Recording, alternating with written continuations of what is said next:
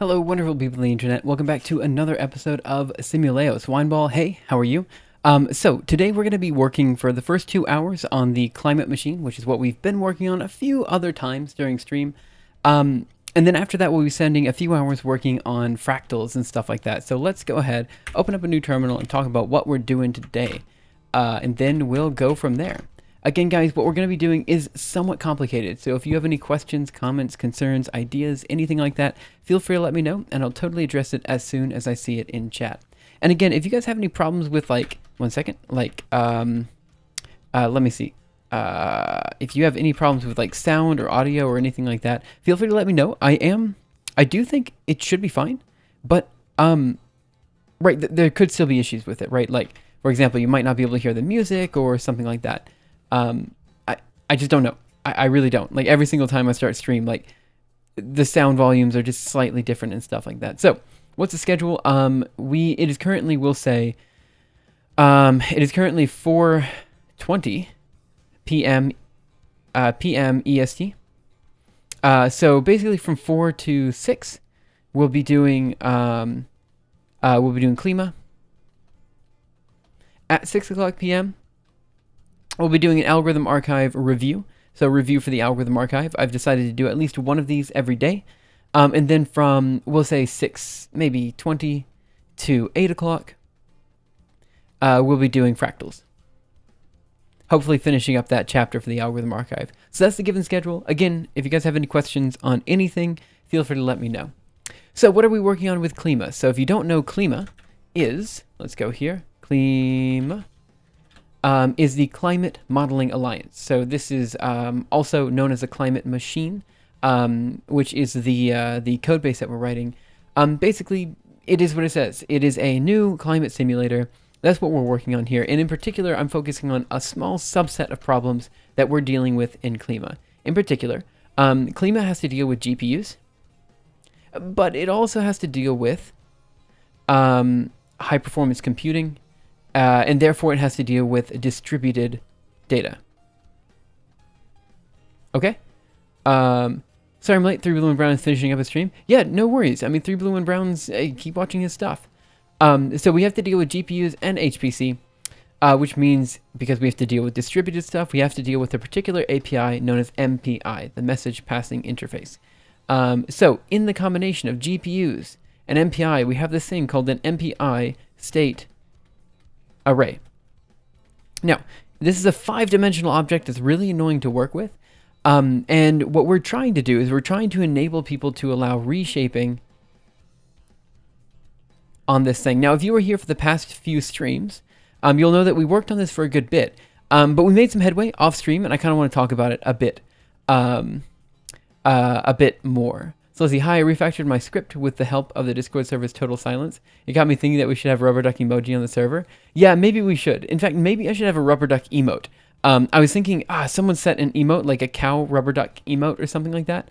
I think that'd be a perfect emote for this stream, like a rubber duck debugging. So on the list of emotes to make, I have one for raising your hand. That's an emote I want to make. I have another for rubber duck debugging. And let me write these down because I'm going to forget. And I'm going to be sad that I forgot. Let me see. What can I write this down on? Maybe this? 1 second. Let me just pull out another sheet of paper. So emotes to make. One is a raise hand emote. The other is a rubber duck. I guess the other would be my crazy swim hair. How many more emotes can I make? I think I can make like 5 emotes or something like that. But yeah, so these are 3 good ones, I think. A raising hand, a rubber duck, my weird little swim hair face thing, and yeah, I think those are good for now. There might be more, but I think that's a good list. Obviously, the algorithm archive logo. Whenever the heck we have an algorithm archive logo. But yeah, that's another thing to make. Okay, so let's show you the current error. What happens when you do a reshape on MPI state array right now. And we'll talk about what we're going to do to fix it and everything else on top of that. So we're going to do cd projects Klima. Over here, cd projects Klima. ls here, ls, not lsd, ls here. I feel like I should make lsd another command because I do accidentally type it a lot. It could be like, oh, it'd be great if it was like, isn't there like a cyber toad or something like that? That, I don't know. I could probably figure it out. But like, if it just had like some sort of like, you know, like GIF like this appear in the terminal, but it's like of the cyber toad or something like that. Okay, let's go ahead and clear here. Let's do git branch. I am an MPI reshape, right? So let's do Julia -- project. And let me just open up, let's just do include test. And then we'll do arrays and reshape.jl. So this will currently break, and we'll talk about what we need to do to fix it. And again, if you guys have questions about anything that I'm doing, even if it's not particularly related, like if you have questions about academia or how research is done or any of that kind of stuff, feel free to ask. Yeah, I realize that right now it's 4:00 p.m., so it's definitely during my work time. But, you know, I don't think it's that big of a deal. Happy Anzac Day for those Australians and New Zealand. What is Anzac Day? I feel like I should know, but I don't. Hayden 3000. Also, if you're in New Zealand, it's like super early in the morning your time, isn't it? Like it's 5:26 Japanese Standard Time, which means it's got to be, oh, maybe it's 7 a.m. your time, so maybe it's not so bad. Actually, I'm not very good with time zones, so I'm not really sure. Okay, give this a second to break, and then we'll show you what the problem is. Actually, I'll open up the code as well. Oh, this is a different error. Let's go to vi source arrays, and then we'll go into mpi state arrays.jl, and let me look for reshape. Nope. Let's look for adapt. Okay, I'm gonna just do some quick commenting out so we can get to the previous error. I believe we're looking at these lines here. Copy to, right, I think we're looking at these lines here. There. Okay, Control D. Then we'll run Julia -- project, include the test again, and I'll open up the test over here. Test arrays, and then reshape.jl. Anzac Day is a national day of remembrance in Australia and New Zealand that broadly commemorates all Australians and New Zealanders who served and died in all wars, conflicts, and peacekeeping operations, and the contribution and suffering of all those who have served.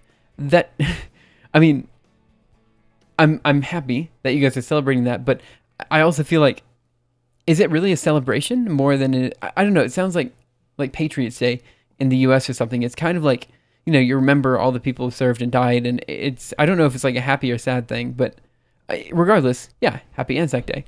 6:30 a.m. AEST, 8:30 a.m. Oh, okay, right. Okay, so what is this test doing? What we're doing is yes, that's what I'm looking for. We're using MPI, Klima, MPI state arrays. We're initializing Klima. We give our array type to be either arrays or Q arrays, depending on whether we're on the GPU or CPU. We do constant MPI communication is going to be whatever our communication world is. We define some sort of floating type, and then we define our MPI state array. We print line, show that that works, and then we do QB is equal to reshape of Q. Afterwards, we can do broadcasting on Q, but we can't do broadcasting on QB. And the reason this is the case is let's just go over here, run type of Q, and this will return a type of an MPI state array over here. But if we do type of QB, I guess we'll do QB. It's a type of a reshaped array. So after a lot of discussion about this here on stream and also with people in real life, we came to the conclusion that it would be very difficult to create a reshape for MPI state arrays that would actually return an MPI state array, which is what we were trying to do before. So what we're actually going to do here is we're going to allow reshaped types to be used in Klima. So that's kind of the whole goal. And so one of my friends sent me some code to do just that with Q arrays. And so now we're going to kind of do the same here. So let's DD here. And we're also going to DD here as well. Okay, so let's talk about this code. I'm going to pull up his whatever code this is. What GitHub code here. And we'll talk about what it is that he's doing. Warrior Eagles, hey, how are you? Let's see. A couple days ago, Hasbro posted a meme to their Facebook feed with 6 houses, 5 My Little Pony characters each. Like, which house would you want to live in? The Brony server has been obsessed with this argument ever since. Okay, I just started it going again by asking which house would be best for the purge. Oh no. I don't know if I'm very like Brony drama is a weird level of drama. That's all I know. Okay, so what is this doing? So we're saying for W CTOR, and again, I don't remember what W or CTOR means exactly, but I can show you what this means in just a second. For W CTOR, in adapt.wrappers, and again, reshaped array is a type of wrapper. All we're going to do is we're going to evaluate our broadcast style. So we're going to give it a particular broadcasting style. And again, what is a broadcast? A broadcast is one of these operations in here, where we set all of one array equal to another array, or a view inside of the array equal to something else. It's basically accessing the elements on the inside, right? After that, we set some sort of destination array, which basically says if you're going to manipulate this data, where does that data go? Again, they say the union is a hack, but I mean, hacks are fine for me. And then finally, we have to define this copy2 command, which takes in the GPU destination array, right? So we have to do the same for MPI state arrays. Now, one thing to keep in mind here is they do a GPU call here to what is essentially a copy, where destination of I is equal to BC prime of I. That's fine, but this means that we have to do a heterogeneous copy. So what we need to do right now is we need to write, basically in kernel abstractions, which is how we do our heterogeneous computing, a copy kernel. Should be relatively straightforward to do, but that's where I'm currently at with this code. So that's what we'll be working on. I guess to start, let me just go into the kernel abstractions library and see if there's already a copy kernel available. I would imagine there would be. I imagine I've written one, but I'm not sure. So we're going to cd projects, kernel abstractions, ls, and we're going to go into cd examples, ls, and what do we have? Memcopy, vi memcopy.jl. Nice. That's all I was looking for. Let's see. They previously had decided on house 4 as the best, but now people are arguing in favor of house 2. It's fun stuff. I don't even know what the houses are. Definitely got the tone of who would win argument. Fair enough. Okay, so for those of you who don't know what kernel abstractions is, I might not have spoken about it too much here on stream, but it is something I've dedicated a huge amount of time to while working just at work. Kernel abstractions is a way to write a kernel that is that works on both the CPU and GPU, right? So you write one code that can be executed on both. Now, for those of you who don't know GPU computing very well, you know that this is kind of incredible. There are very few situations where you can write one piece of code and it works for both architectures, right? But that's exactly what this is. So let me first show vi matmul.jl, and let's look at this kernel. So we start by doing @kernel function. Okay, that was not what I meant to do. Try that one again. 1 second. I just kind of screwed up. Okay, let's try that one again. So we do @kernel function matmul, right? It takes A, B, and C.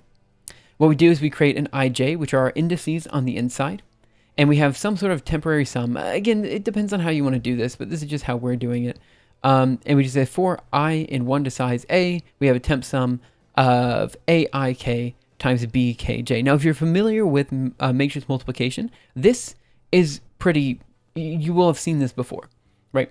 The thing you may not have seen before is this ij is equal to index global n tuple. Now, this is something that you'd be very familiar with if you saw GPU computing before. But essentially, the idea here is that your GPU has a large number of threads. And what you do is you are telling each thread what to do by just grabbing one of those threads. And the thread will be indexed by I or j. And then using that index in your computation, right? This is very much GPU-esque in how this is written, right? So then you create your function matmul here. So you have function matmul kernel and you have function matmul. And this basically takes whatever kernel you wrote and it configures it for the GPU or CPU. For example, if you want to use the CPU, we do like CPU 4. If you want to do the GPU, you do like CUDA 256, right? Then you execute the kernel in here. And that's kind of how it's done. So we're going to do the same thing for our copy kernel over here. It should be relatively straightforward. In fact, I'm not expecting this to take too much time at all, but we'll see. So that's kind of what I'm doing right now. And if you guys have questions about GPU computing, high performance computing, anything like that, just let me know, and I'll do what I can to answer it as soon as I see it. Troll Kong, thank you so much for following. Really appreciate it. How well do I need to know geometry and trigonometry before starting calculus? Basics only or good knowledge of details? It's been a while since I did calculus, but there's only a few places that I can think of that you really need a deep knowledge of trigonometry, or geometry for that matter. Like, for example, the fundamental theorem of calculus, I think requires trigonometry and geometry to understand. But outside of that, I don't think it's too much. So my answer is probably you need to know that geometry and you need to know the basics, but you don't need to be like a master of trigonometry and geometry is what I would say. So that's my best answer. I don't know if that helps or not. Okay, so let's go ahead and go into MPI state arrays, and let's do CUDA copy. And let's go ahead and write a kernel. I think, what do I want to do? Just the basics of basic shapes? Yeah, that's kind of right. So let's see. I put the kernel in here, but I kind of feel like I want to put it somewhere else. So let's see what we have in VI source arrays. Do we have kernels available? We do, MPI state array kernels. So let's go in there, MPI state array underscore kernels. Here, we have kernel function, send buffer, transfer, receive buffer. I'm gonna put it in here. So we're just gonna do at kernel function, and we're gonna call it copy kernel. Okay, and all we're gonna do is A and B, end it here, and let's see, how do we want to do this? I think it's just I is gonna be equal to at index of global linear, doesn't really matter, and then we're just gonna say A, well I guess B of I is gonna be equal to A of I. That's all we need to do for our copy kernel. Now we are going to have to configure this, and there's a bit of configuration to do, but that's the next step, so we'll see where to go from there. I just got a note on Slack I might need to answer, and it is in, okay. I didn't realize that Simon saw that I was live, probably because he saw it on Twitter. Okay, anyway, that's fine. So that's our copy kernel. That should be relatively straightforward. Now what are we going to do? So we've got the copy kernel made, and we just have to configure it appropriately. Again, I don't know where to put this, so I'm just going to put it in MPI state arrays here, and we'll just, actually, where do we normally put the configurations? Let me see if I can just grep-rl, and let's just look for kernel, exclamation mark, and let's see what we have. Just to see if this configuration step was done elsewhere. It doesn't seem like it was. Hey, CleanStar, how are you? I keep thinking that you're talking about kernels. That's making the stream more exciting. Nah, kernels are a very common notation in GPU computing and such. Okay, so we did grep rl kernel. How do we normally do the configuration? MPI state arrays here.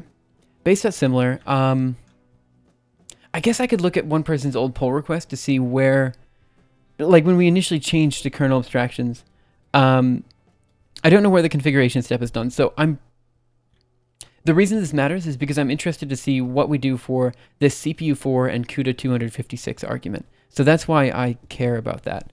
But I think I can actually just look for CUDA. So let's do grep and let's look for all caps CUDA.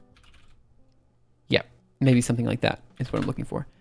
Good, so mesh grids, DG methods. I'm looking for arrays, MPI state arrays.jl. Oh, it's in that file. Oh no, CUDA. Oh, that's CUDA native. CUDA. Ah, there we are. So device is cuRays. Let's see, CUDA. No, that's not what I'm looking for either. Darn. What am I looking for then? VI. Maybe if I look for CPU, this will give what I'm looking for. But maybe not either. Yeah, it's in the same thing. So if I look for CPUs. Darn. Okay. So this is basically setting the device that we're using for computation, and that's fine. Maybe I'll just write my own configuration function and just not worry about it for now, because it really doesn't matter that much. I was just hoping that we had, let's see, MPI state array kernels. Yeah, here are the kernels, but I don't know where he put the configuration stuff. Oh well, I'm just going to put it where I feel like I'm going to put it, and then we'll deal with that later. I just want to get something done for now. So we'll call it function, and I guess I'm just going to call it just simple copy. Um, copy.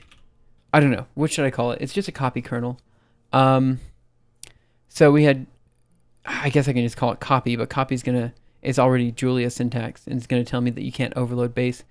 What are we trying to achieve? So right now what we're doing is we are working with a particular array known as an MPI state array, which is defined specifically for Klima. What we're trying to do is we're trying to allow this MPI state array to basically allow reshaping, right? To allow for reshaping, we have to do a bunch of little things here and there. The big thing we need to do is we need to allow, we need to allow any adaptations to the array, such as a reshape, to act as if they were MPI state arrays. So that's kind of what we're trying to do here.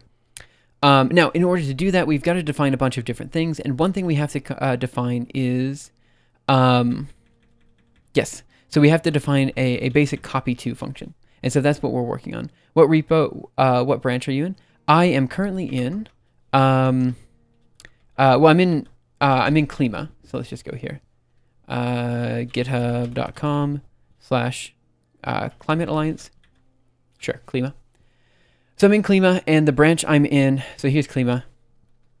And the branch I'm in is, I think it's JRS MPI reshape. Yeah, so it's, oh, actually, right now I'm in master. Am I in master? How am I in master? Oh, I'm in the wrong directory. Yep. Yeah, so I'm in JRS MPI reshape. I don't need this feature yet, but should I implement the functionality in my script that lets you specify multiple JSON files, all containing, for example, D&D races? I mean, if it's useful for some people, definitely do it, man. It's your call. Okay. So where do we put this configuration kernel? I guess I'm just gonna put it at the top again. I'm not gonna worry about it. Let's just do it. So we're gonna do copy, and we'll call it, I don't know, copy kernel again, I guess. I'm just, it is what it is. So we'll call it copy kernel. This is just a test to make sure it works. So we'll see. Oh, drivers config? Yeah, let's take a look.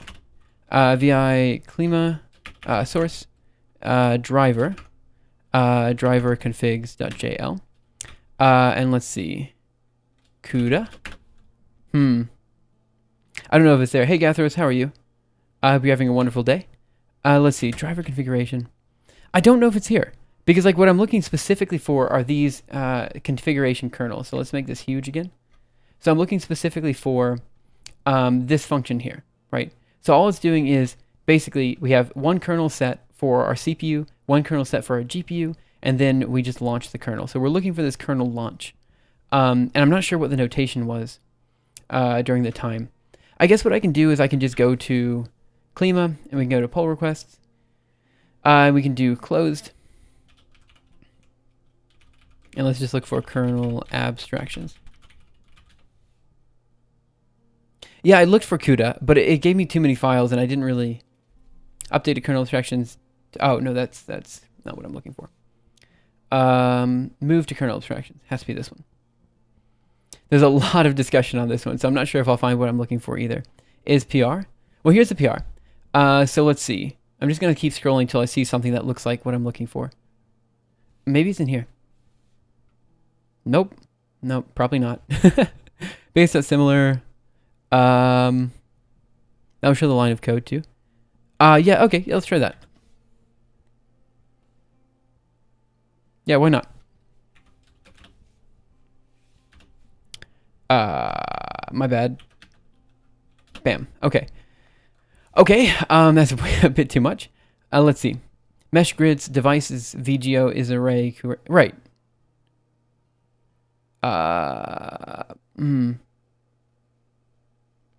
Did someone gift a sub? Yes, yesterday someone gifted some subs. So Skylys came in and she wasn't rating the channel, but she was just talking to people about the channel. And she showed my channel and her channel, and then she gifted like 10 subs. And I think you were one of the people that was gifted a sub. So, hey, welcome to the club. I'm good as I was looking at MDBook and wanted to see if it could allow for a language selector. So yeah, so I don't know. Right, so you've seen Trash Talks PR, right? Let's go here to github.com, and then we'll just go to Algorithm Archivists. Let's see. Here. And if you go to pull request, Trash Talk did put up a pull request for major restructuring here. And it basically implements AAAPI, which is great. So right now, I don't know if we really want to go down the MDBook rabbit hole, because there's a lot of, I mean, we already have AAABook kind of working, or AAAPI kind of working. So I think maybe we just do that for now, so we can just get off the dependency of Gitbook, and then we go from there. Let's see.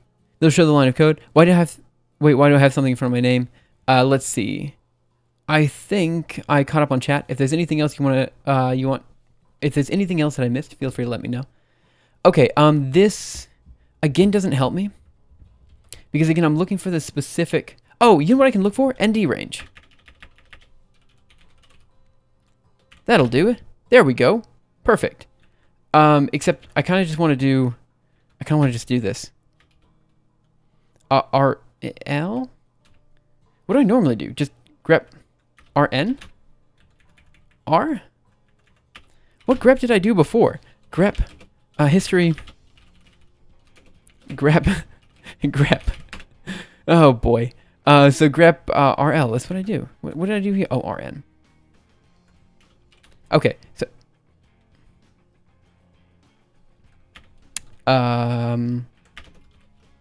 this? Okay. So now let's go into MPI state arrays.jl. Let's look for ND range. Okay, so here we have function fill send buff. Yeah, this is probably it. So we have event is equal to kernel fill send. Yep. Okay. So here's how we have the functions done. Cool. That's what I was looking for. Let me catch up on chat here. History grep has history grep. Yeah. Hey Peter, how are you? Yeah, it's going okay. I hope you're doing okay as well. Let's see. I know that AAPI is working. I just want to know if it was doable. Oh yeah. I mean, I understand that too. It looks like I would have to make a program that adds it in after MDBook. Right. That's I think what we came to last time. Hopefully nothing fails spectacularly. Oh, it probably will. No offense, but it's okay. You're working hard. Do you know why Klima rolls their own ODE solvers instead of using... Right, so... hey, Tim, how are you? Let's see. I'm not used to differential equations. Yeah, so there's a few reasons for that. I think it kind of boiled down to an efficiency argument. What ended up happening was the kernels that were handwritten for Klima were slightly more efficient than those written by those performed with differential equations.jl. So that's why they write their own ODE solvers. Now you could argue that the efficiency doesn't matter, and I think right now differential equations has kind of caught up, so it is fast enough. But at the same time, we already have the ODE solvers, so why would we, rewrite that section of code using differential equations.jl, this type of thing? The discussion was brought up very recently, but I don't know if there will be, I don't know if that will go anywhere, right? I think if, one of the developers of differential equations wanted to step in and help with that development, I think we could get somewhere. But I think right now we're just kind of not there yet. Let me do set number. That's what I thought. All these functions were very far down, whereas I put mine at the top. Okay, so let's look for ND range. I'm going to let the Julia formatter catch this. I'm just going to write something that's kind of dumb. Again, this is I don't even know if this is going to work. It's just something that I'm trying. And if it doesn't work, that's okay. Euclidean distance. Where are the linear algebra dot? Right, so it looks like... Also, what I don't understand is why we have these guys. What does this do? What's the point in this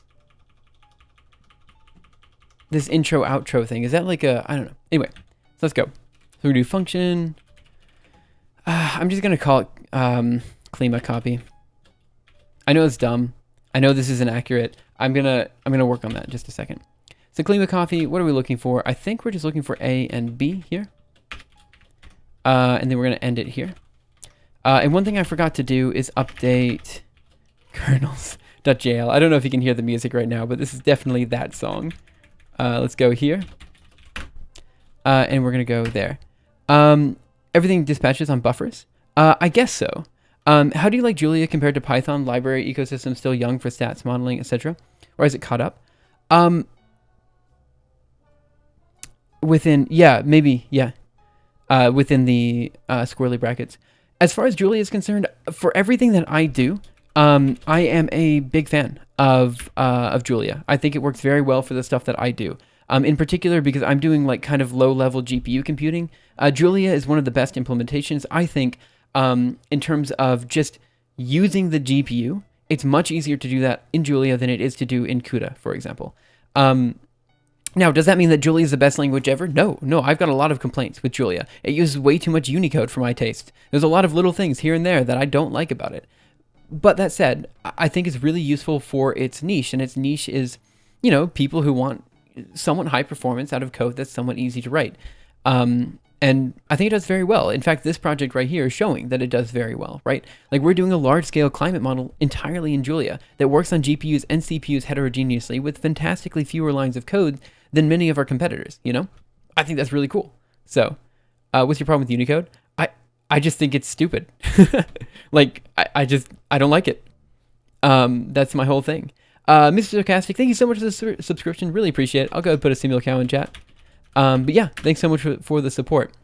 I just don't like Unicode. That's it. I just think, personally, I have to use a different text editor to see the Unicode at all, which sucks. But it's fine. Like it's just something that that needs to be done. So, hey Julia, that's new. Yeah, it's relatively new. Get a better text editor. No, it's not about getting a better text editor, right? I know what you mean, but it's not about getting a better text editor. It's like, fundamentally, using Unicode in code is weird. Like, it's a weird thing to do, As a Julianist, SimulVI is supreme. Look, I can use Vim. I have Julia Vim installed. I use Julia Vim whenever I have to write code that is specifically for Julia, right? Because it's the only way I can get the Unicode in there, and that's fine. It's fine. I don't mind it so much. But I think that personally, the way people use Unicode is by, saying that rho is equal to this, or tau is equal to this, or something like that, which is fine. But if people don't know the math, they're not going to understand the code. And this is kind of my problem when people use Unicode. Because a lot of times in Julia, they're using shortcuts that are very common in mathematics, which is fine. But again, it doesn't help you understand the code anymore, in my opinion. What do you think of Lisp? Are you saying I have a Lisp? Because I do kind of, and I apologize for that. Let's see. As far as Lisp, my only, I guess, opinion on it is that it has too many parentheses in it. Variables are more descriptive. Right, that's my personal opinion. Now, the code base I'm working on does a heck of a lot of Unicode, so fine. That's the coding convention we're using, and that's fine. I don't mind it. It's just, if I can, I prefer not to. That's what I'm saying. Okay. I guess we'll just say if, real quick, size of A is, I guess, not equal to size of B, just to say we did it. And in here, print line, and we're just going to do something. Again, this is going to be torn apart if this is actually going into the Klima code base. I'm just writing something. Matrix sizes are not equal. Whatever. For copy. I don't know. Just whatever. Return nothing. Nah, that's a dumb way to do it. I should probably error out. Right? You'd think I'd want to error out. How do you do that, Julia? Error. Okay, let's just do that. See what happens. Should there be an at-bounds check in front of this if in the final version? I guess, yeah. You should see Callisto scheme in Jupyter. It lets you have subscripts and superscripts of variables in the code. I think you can do that with Julia as well. In fact, you definitely can. Here, let me just do Julia. Make this huge. So you can just do, what is it? Like at 2, for example, and it will have squared. So if you do A is going to be equal to, I don't know, 1 to 10 or something, and then you do A, squared, it should, okay, I thought that would be the squared operation, but that's something different. I guess we'd have to do that. I guess this. Yeah. Anyway, it's a variable name, right? Let's see. Python question. I'm writing code that concatenates a list into other lists. Should I use foo plus bar or foo.extend bar? I think they do the same, right? Hey, TS Jost, how are you? Twitch. That's not a website. Oh, yeah. Okay, so in here, we're going to go ahead and configure this guy. So we're going to say if, I guess I'm going to say, how do I think we have like Klima GPU as a variable already. How did they do this before? How did they configure this kernel? So they said event is equal to event device buffer. And then they have ND range in there. Event is equal to kernel. Fill send buffer. So I guess we're going to do event is going to be equal to copy kernel. And I guess we'll do, let's see, device buffer. Am I just allowed to do the same thing? I'm not really sure. No, because they have a buffer. Ugh. This is so weird. So we're going to want A, B, and then I think we want ND range is going to be equal to size of A or something like that. So that's going to be our kernel. But that's when we actually do the kernel. So we're going to want to do kernel exclamation mark. This notation is so weird. It's so different than the other kernel abstraction kernels I've written. So let's go ahead and D here. We'll just do kernel there. And we say kernel is going to be equal to copy kernel. And I guess we do a configuration of this kernel. So what's the configuration going to be? CUDA. CUDA native. CUDA device. Oh, it's just device, I guess. So am I doing... let's see, Klima copy. Again, this is a dumb way to do it. I'm just getting it working. So we'll do kernel here. And I guess what he did before is he did device. Is this why he sent the buffer? No. Do I do device of A? Is this going to return what I think it's going to return? And then 256. I don't actually know if that's what I'm supposed to be writing or not. But I'm just going to see what happens if we do CUDA copy. And we're going to do a CUDA copy of what do we need here? It should be... What did I have before? It was CUDA copy of BC to destination. So we're going to do Klima copy of BC onto destination. Something like that. And I think I need an exclamation mark here. This might compile. I have no idea. This is me not knowing Klima notation. So I'll take a look at it in just a second. So let's clear here. Well, actually, let's just control D out. Julie double dash project. And let's try running that and see what happens. Let me catch up on chat. Let's see. Okay, I'll use extend. I think extend is faster, but also clarity. I would have to check. Good, Dr. Sloss. Thank you. And how are you doing? I'm doing okay. Is the GPU, GPU, or CPU, GPU, or XY, or XY, it is usually specifically X, and Y. So it means it's specifically GPU to GPU or CPU to CPU, this copy. It will not be GPU to CPU. Let's see. At index requires first argument in either global, local, or group. Fair enough. So let's go into kernels. What did I do? I misspelled global. That's what I did. Okay, let's try that again. We'll see if it precompiles. Once we get the copy to in principle, I think this reshape will work. I think. So let me get some water. That's kind of what I'm going for, and we'll see. Plus equals makes a temporary list, while extend doesn't. Oh, That's one way to learn some Python. Okay, well, it seems to have gotten reasonably far, like past the Klima compilation step. We'll just see what it takes after that. Now, admittedly, the Klima compilation is a bit long, and I noticed that if you don't have a GPU available, for some reason it still does some of the GPU pre-compilation. So this is the step it's going to fail on, this very next step. So I'm kind of watching the terminal to see what happens. I'd be surprised if, yeah, it didn't work, obviously. No method matching device. Yeah, that's because I don't know what device means in this case. So this is going to be me for the next few minutes trying to figure out how we did the configuration of the other kernel abstraction kernels in Klima. So that's what I'm going to try to figure out. I'm going to go back to this pull request, and I'm just going to look for ND range. Because I know that probably the only time you're going to have ND range is if you're going to be calling a kernel. And it looks to me like, here it is again with some buffer. But let me see if we can find it a few more times to see if I can get another example. Again, a buffer, ND range length, right? So where is this being configured? So device Q. Yes, a device of Q, which means we should have no method matching device, base.broadcast, nothing tuple. Oh, that would explain it. So the device function doesn't know. Where's the device function defined? So what I'm betting is the device function doesn't know that.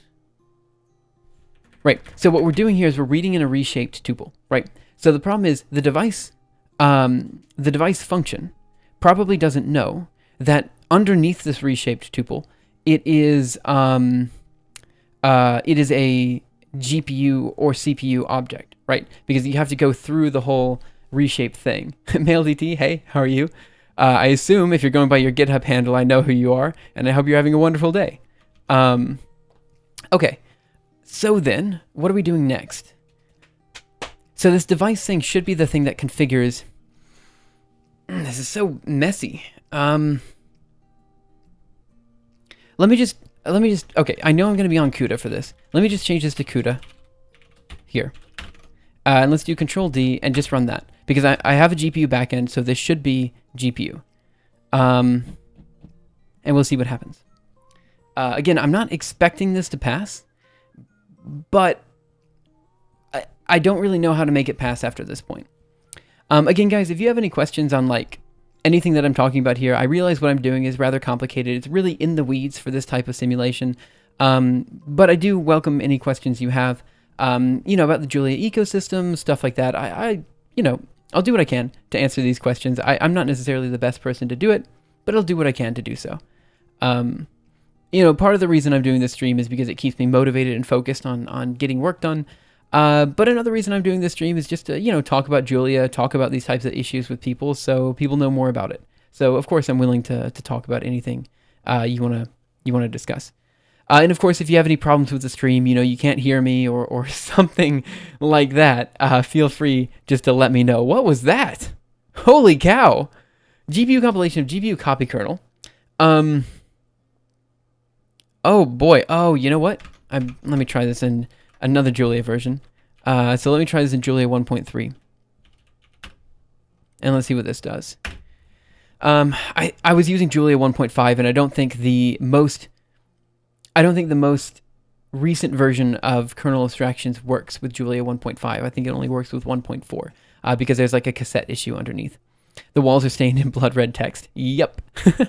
That was an error message if I've ever seen one. The cassette error messages are so annoying. So cassette, again, I'm not the best person to talk about this, but cassette is like the thing that we're using to basically...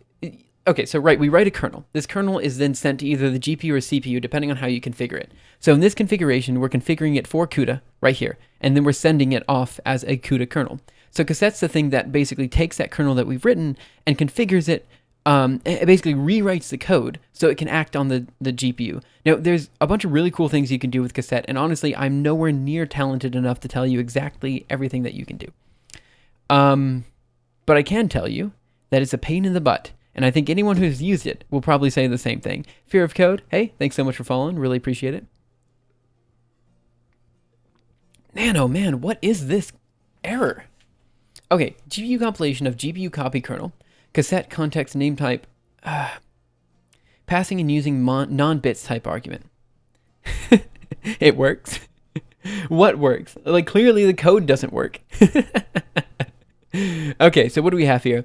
Passing and using non-bits type argument. Yeah, of course this is the case. It's the problem because... let me export Klima copy, and Yeah, let's export. Where's export? And let's just try it. So we'll do Klima copy here. The thing I'm working on works. Well, good. I'm happy to hear that. The thing I'm working on does not work. So we'll just do using Klima. Right? Yeah, that should be right, I think. And then after that, we'll take a look at the, we'll try to use the Klima copy on something. So it should be able to work on any coup arrays. So if we create a coup array and we use Klima copy on it, Klima copy should work. Just as a test to make sure it's doing what it's supposed to do. And then we know it can't work on a reshaped array, which is exactly what we're trying to figure out. So then we'll worry about the reshape next. Let me just make sure this copy kernel works. Because it didn't work before when I tried just a basic broadcast, but then I realized it probably can't work because it's the definition of broadcasting, you know? Phoenix Firewings, we are working on Klima, which is a climate machine. So that's kind of what we're doing here. So we should have Klima copy defined. Oh, do I not? Using klima.mpi state arrays. Okay, now let's try Klima copy. Nice. So let's go ahead and define some coup arrays using coup arrays. And I have to say, the coup arrays interface is amazing. Like honestly, it is one of the best interfaces I know of. Let's change what A is. One of the best interfaces I know of for working with GPU devices. I genuinely like it. So I just created a 10 by 10 by 10 array. I don't know why I chose to make it 10 by 10 by 10. That's just what I did. And now I'm going to do B is going to be, I will do B is going to be equal to coup array of A. Therefore, basically putting this onto the GPU. C is going to be equal to similar of B. Oh, B. And then I'm going to say Klima copy.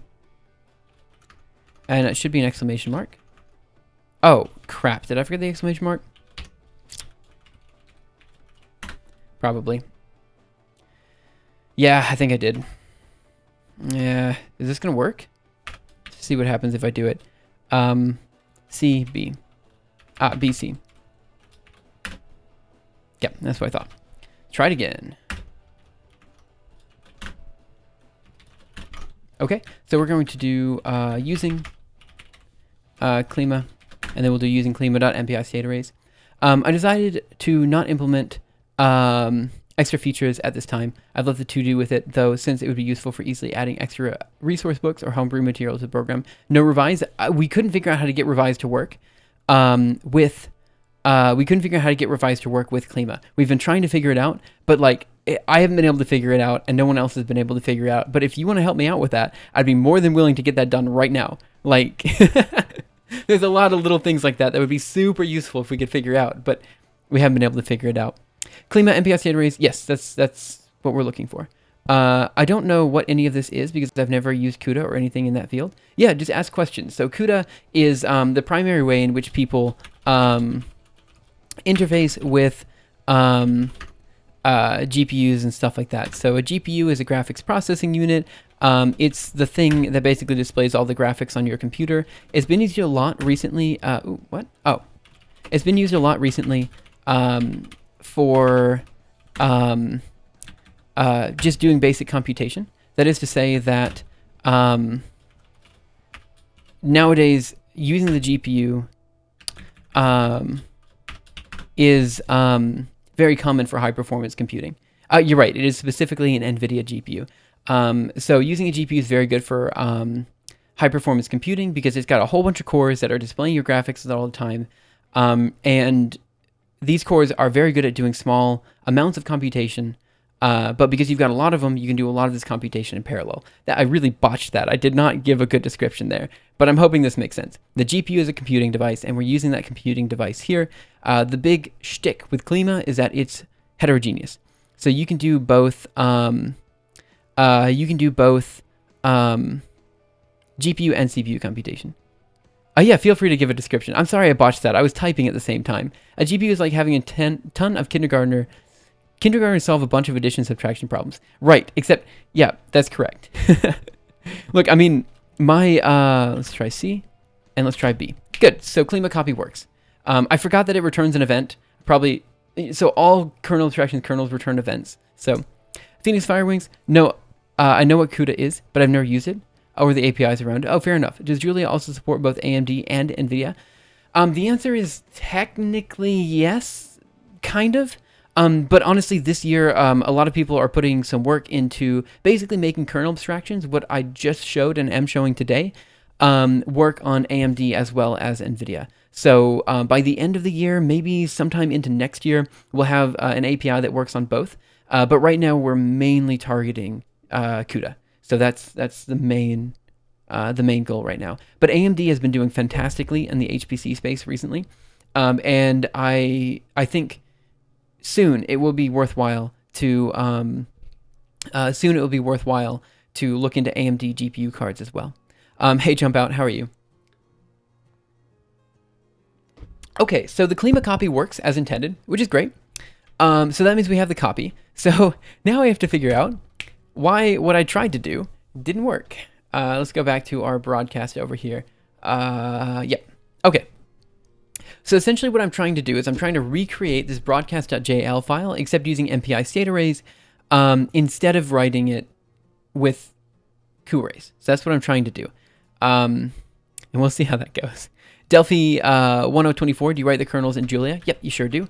So what I just wrote was a copy kernel. It's literally just creating some sort of index, and this index will be like a thread on a GPU, and then you set B of I equal to A of I. That's a simple copy kernel. It writes the same as CUDA kernels. So if you're used to writing CUDA kernels, you'll be used to writing kernel abstraction kernels. It's very similar, which I quite like, but a lot of people who are used to CPU computing probably don't like it.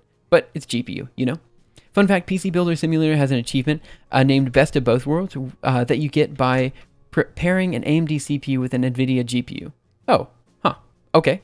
I didn't realize it was a PC Builder Simulator, so that's a thing.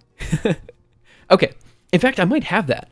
I might have an AMD CPU and an NVIDIA GPU. Anyway, I basically took this code, and you know what I didn't have, though? I didn't have this broadcast style up here, so let me add this broadcast style. Because that's the only thing I didn't have, and I know this code, I know I'm just copying code at this point, and I know I'm an idiot, but, you know, you'd expect me to get at least a little bit further than I got.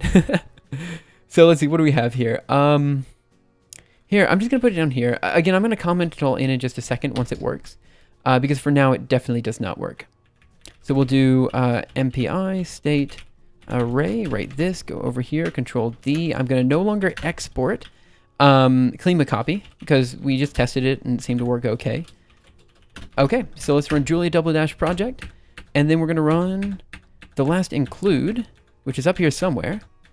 I promise. There it is, and we'll see what happens. What's going on here? Is this the kind of stuff you do at work? Yeah, so this is actually my my work stream. So the way I have this set is from 4 to 6 o'clock p.m. from 4 to 6 o'clock p.m. In Eastern Time, I'm going to be working on Klima, which is a climate modeling alliance, the climate machine. It's my main work code. And then at 6 o'clock p.m., I'm going to shift over to my algorithm archive work. So that's how I do it. What's going on here? Hey, Daily Sid, how are you? Rock M works with CUDA. I don't know what Rock M is. Probably should. Phoenix Firewings and K4 Walks. Thanks for following. Really appreciate it. Okay, let me get some water. And then we'll try to think about... there's something fatally broken. And I need to figure out what that is. Method definition... That's an error message. Gotta love the error messages. AWR417H, thanks so much for following. Really appreciate it. GPU compilation of GPU copy kernel cassette. Does Julia work with C++? The answer is kind of. It works very well with C, and you can just C call NEC code. In fact, what we talked about yesterday, or maybe the day before yesterday, with the reshape for a normal array will actually call an array.c file in the Julia source code. So you literally can just call C code pretty easily. C++ code, though, is a bit more mangled and is a bit harder to deal with. So there's some situations where C++ can't be called appropriately, but it works pretty well. I don't think it works very well with CUDA C++, though. I don't think very many people care about it, but I cared a bit about it. Okay, so I'm going to go down here, and let's just look for CUDA here. How about I do... Here's what I'm going to do. I'm going to comment all of this out. All this stuff that I just wrote, I'm just commenting out. So we're going to comment this out.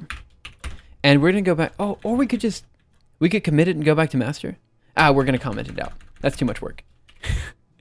I say as I do something that takes more work. Okay, so let's go up here and let's see. CUDA send, finish exchange. Where did I put the rest of this crap? Here's the base.copy to, so it must have been up here. Okay, so we're going to do this and move up here. Base.copy to, what am I looking for? I think it's broadcast style, here. This is why I should have commented it in, but I didn't because I'm an idiot. So this should be basically back to master. We're going to Control C out of here, Control D out of there, and we're going to run Julia double dash project, and then we're just going to re-include it and go from there. CPU, each process as its own list of instructions to work on. A GPU is like a class of kindergartners which all take the same instructions at the same time. This is better when your calculation is embarrassingly parallel, as you do not have to give everyone personalized instruction lists, which is expensive. Right. Your error output is terrible. Look, my error output isn't terrible. Julia's error output is terrible. Just blame the Julia developers for that, okay? Like, that's their fault. But yeah, the error messages are one big sticky point with Julia. I love the code. I think it's relatively straightforward to read and stuff like that, but the errors are very difficult to parse. But on the other hand, I would argue the errors are hard to parse for us in particular because we're doing heterogeneous computing. It's nowhere near as bad when you do just CUDA or you do just CPU computation. It's just bad when you do this type of stuff. For example, this error right here, scalar get index is disallowed. I mean, I know what it's saying, but it's not clear why it's happening. So for the record, for those of you who may have came in late, the reason this is happening is because what we're trying to do is we're trying to access an array known as an MPI state array. So if I do type of Q, this type will be an MPI state array. Now, what I did is I reshaped Q, and so I did, I called that one QB. So if I do type of QB here, you'll see it's a reshaped array of an MPI state array. Now, accessing elements of Q is possible. Accessing elements of QB is not possible. And so that's the whole thing that we're trying to solve here. What we're trying to do is we're trying to allow for us to access elements inside a reshaped array. Now, what I wanted to do is I wanted to try the device function. See if this one, oh, is it not, it's not exported. Where is it defined then? I thought you were working on your own branch of Julia. No. I'm working on my own branch of Klima. For anyone interested in ROCMs, I should probably know what that is. I'll take a look at this. Let's see what we got. Oop. Let's see. ROCM, high performance ROCMs. When it comes to solving the world's most profound challenges, I still don't know what it is. It looks like it's just a bunch of high performance computing stuff. Yay, Arch Linux. Yeah, that's what I do. A HIPify tool is provided to ease conversion of CUDA codes to HIP. Oh, right. Enabling code compilation for either AMD or NVIDIA GPU environments. Right. RCM instruction set. Okay. Cool. So I'm caught up on chat. I was hoping the device function was appropriately exported, but it doesn't seem to be.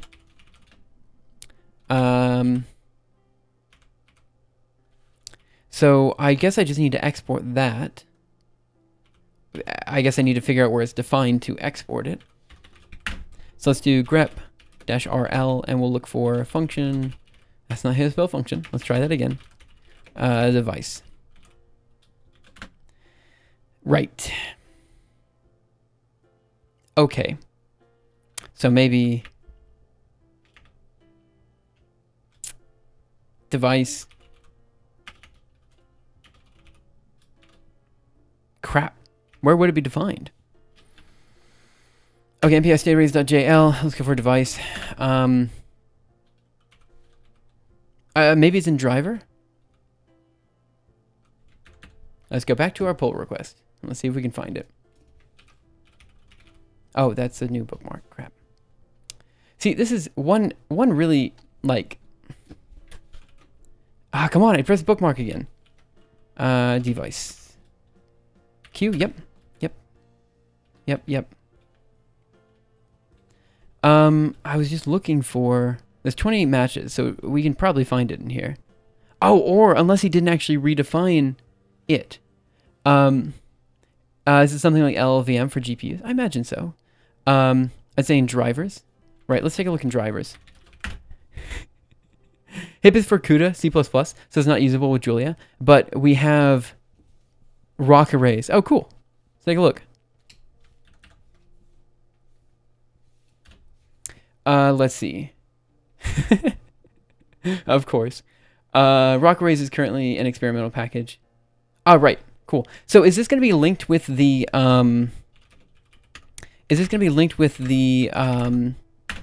GPU stuff for kernel abstractions, or is this slightly different?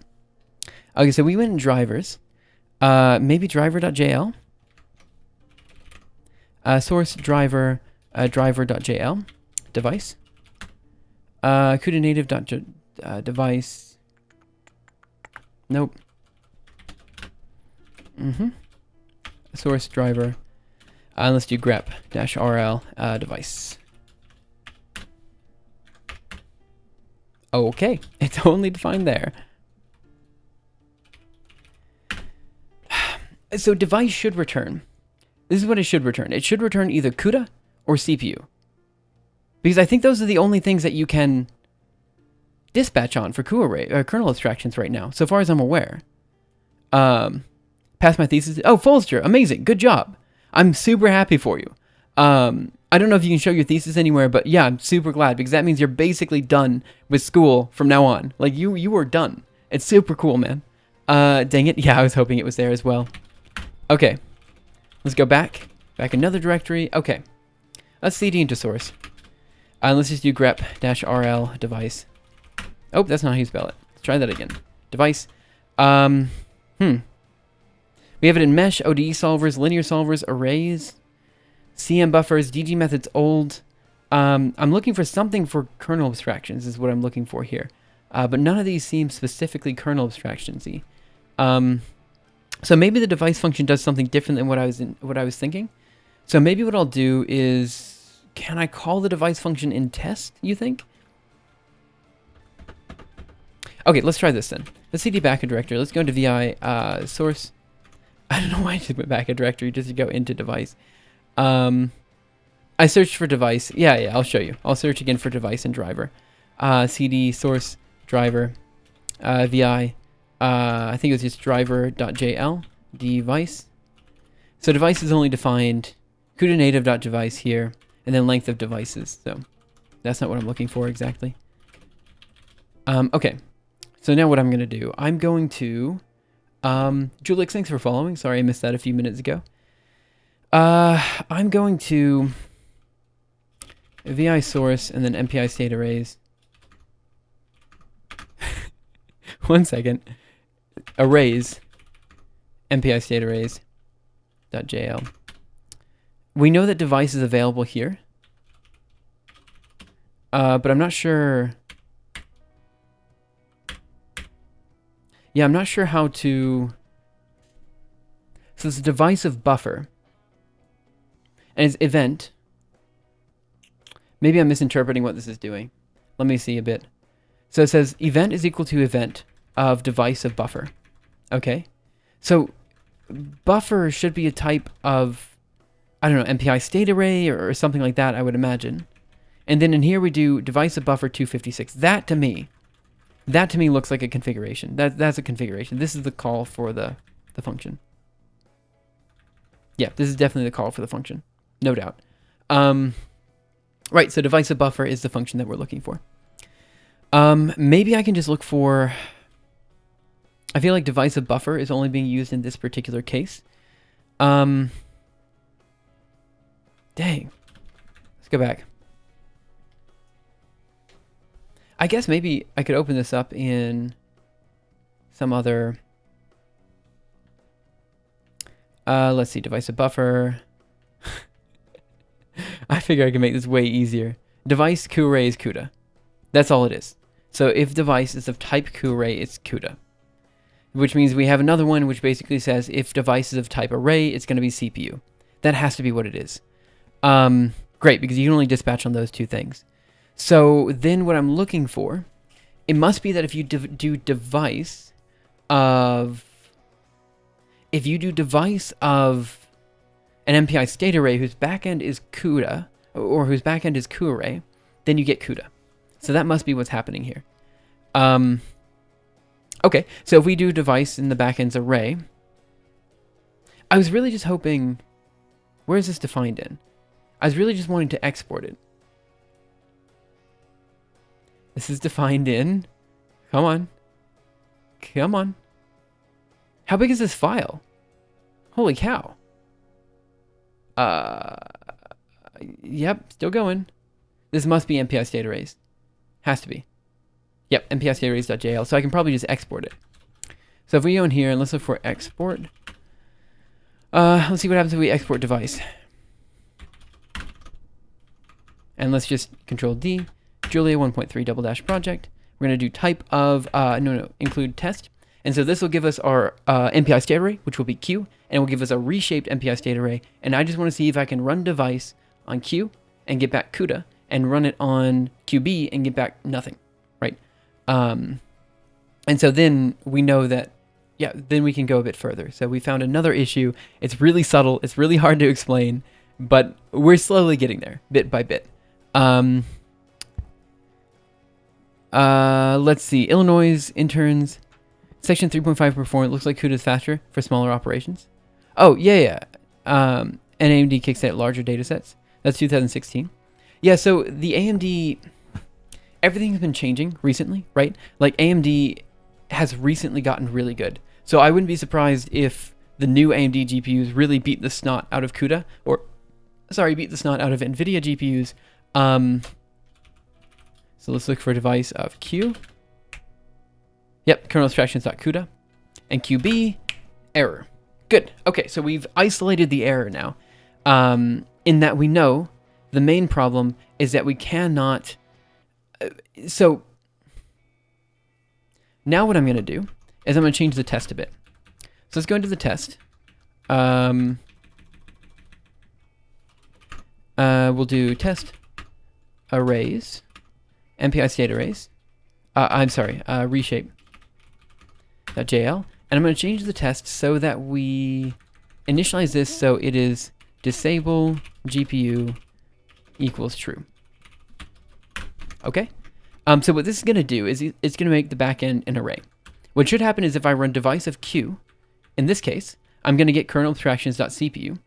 But if I do if I do device of QB, I think I'm also going to return back kernel abstractions.cpu, which basically says that we can more easily find the data type, you could say, of a reshaped array on the CPU than a GPU. But also I think the type of QB on a CPU is different as well. So type of Q, and we're going to get MPI state array. And if we do type of QB, I think it's also going to be, no, it's a reshaped array. Good. So now we're going to do device of Q, kernel abstractions.cpu, and device.qb, error. Okay, that wasn't what I was expecting, but fine, fair enough. It shows the same problem. The problem is that we don't have the appropriate, we're not able to find, in a reshaped array whose interior elements are an MPI state array, we cannot find the interior elements, right? So like, basically it's a reshaped array of an MPI state array of an array, right? If we're just an MPI state array of an array, we can figure out that, hey, we're supposed to dispatch on the CPU. But if it's a reshaped array of an MPI state array of an array, we can't figure that out. So that's what we're trying to figure out right now. How do we allow for Klima to figure this out? Like, you know what I'm trying to say? Interestingly, though, this test passes on the CPU. It does not pass on the GPU, which is a big problem. And I realize this isn't really a test, right? Like I should wrap this up in a test set and use @test and all that kind of stuff, but we're getting there, one step at a time. Mom's gonna order Olive Garden, mind blown, gonna take a break.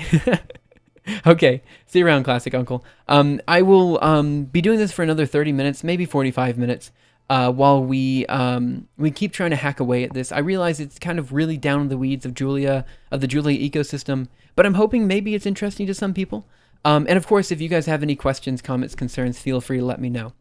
The other thing I want to point out here is that after the 45-minute mark, like after I'm working on this for the next 45 minutes, I'll switch to working on some algorithm archive stuff, particularly fractals and things like that. So if this isn't your cup of tea because it's too, down in the Julia weeds, we'll be doing something more visual in just a bit. I can't guarantee how much more visual it will be, but it will be a bit less taxing, I think, on the brain. So let me get some water. Okay, so this is good. We're getting a bit further, I think. Maybe not, but I feel like we are. Okay, so the main issue then, let me just mess around a bit. So the main issue is that device of a reshaped MPI state array cannot return. Okay, let's just do something really dumb then. Let's go here and let's look at Klima copy. Okay, so here we have Klima copy. I'm gonna do something really stupid. We're just gonna say BC. We're gonna put a CPU copy in here. So for I equals 1 to length of BC, and in here we're just gonna say dest is gonna be equal to BC. We're gonna comment this out. So this way we never call the Klima copy kernel that we had before, right? Which means we never have to figure out what to dispatch on, right? So that's why I'm doing it this way. So this way we run it purely CPU and we see if the test passes in this case. Right and quit, go over here, Control D, Julia 1.3, double dash project, and now we're gonna run include test arrays reshape.jl and see what happens. This is a situation where I really wish Revise works. So for those of you who don't know the Julia ecosystem, Revise is a package that essentially allows for Julia to pick up any changes in the code without having to force this recompilation, or maybe only recompiling small bits of it. So it makes it so I don't have to keep doing this pre-compilation step over and over again. One day I think maybe we'll look at figuring out how to get Revise to work with Klima. I looked at it for like 2 or 3 hours and I just gave up because I just don't know enough about it. Incremental compilation? Right, that's how I should have said it. You're right. Let me get some water here. The truth is that the Julia compilation ecosystem it's really interesting. Like I don't understand it. I genuinely don't.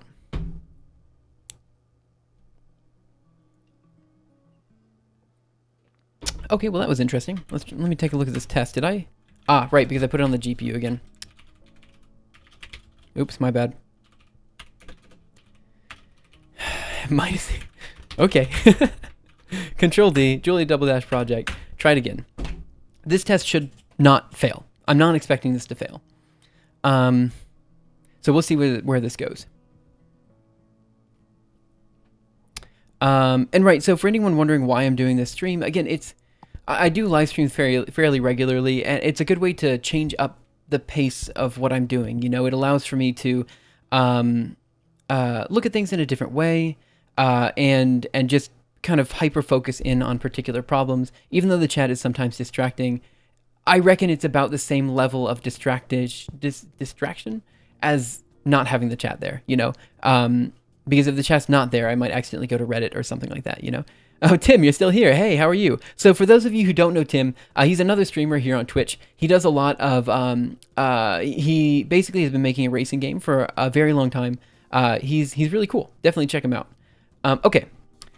So this test passed, as expected. So let me do type of Q, and we're gonna do type of QB. Okay, seems to work okay.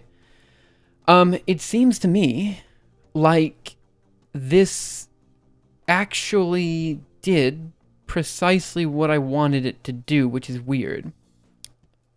Have you thought about poking Tim Holy about Klima and Revise? We could. Actually, maybe we should. The truth is, a lot of people in Klima are very well versed. Like they very much understand the Julia ecosystem. So I feel like we have some wiggle room to get some cool Julia stuff done. But also, we've got some really old school Julia developers working on this project. So it's kind of cool. He has the best burb. Oh, Thanks for the shout out. And yeah, Monkeybird makes a stream. Okay. So what I'm going to guess now is that broadcasting works. Broadcasting works fine. So what I'm going to do is I'm going to do @edit qb dot equals qb, which should bring up, for Pete's sake, expression is not a function call or is too complex for @edit to analyze. Break it down to simpler parts, if possible. I don't know how to break it down to simpler parts. What's simpler than just dot equals? Well, okay, what I was trying to figure out is when we do a broadcast. So can I do the following? Let me see if I do array of QB. Does that work? I'm editing it. Okay, let's try that again. Array of QB should work. Yeah. I could try that. So you're saying if I do @edit, you're gonna have to explain this to me. What am I doing here if I do this? QB dot equals QB. Oh, dot equals. Expression not a function call, too complex. But if I do, what are you trying to get me to do here? Sorry about that, Freeman. I should know.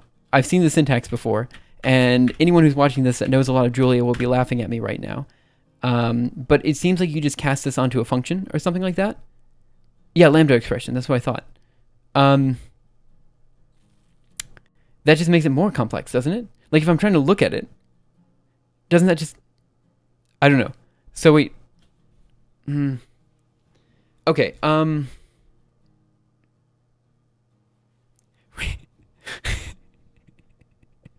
that's great. Let me take a look at it.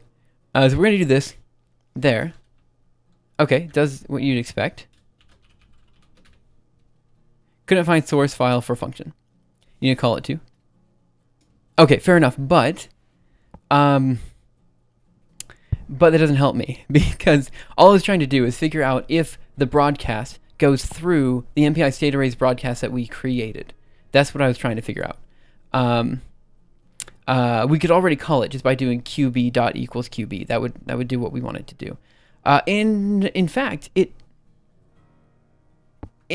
does something a bit weird, doesn't it? If I do qb dot equals qb,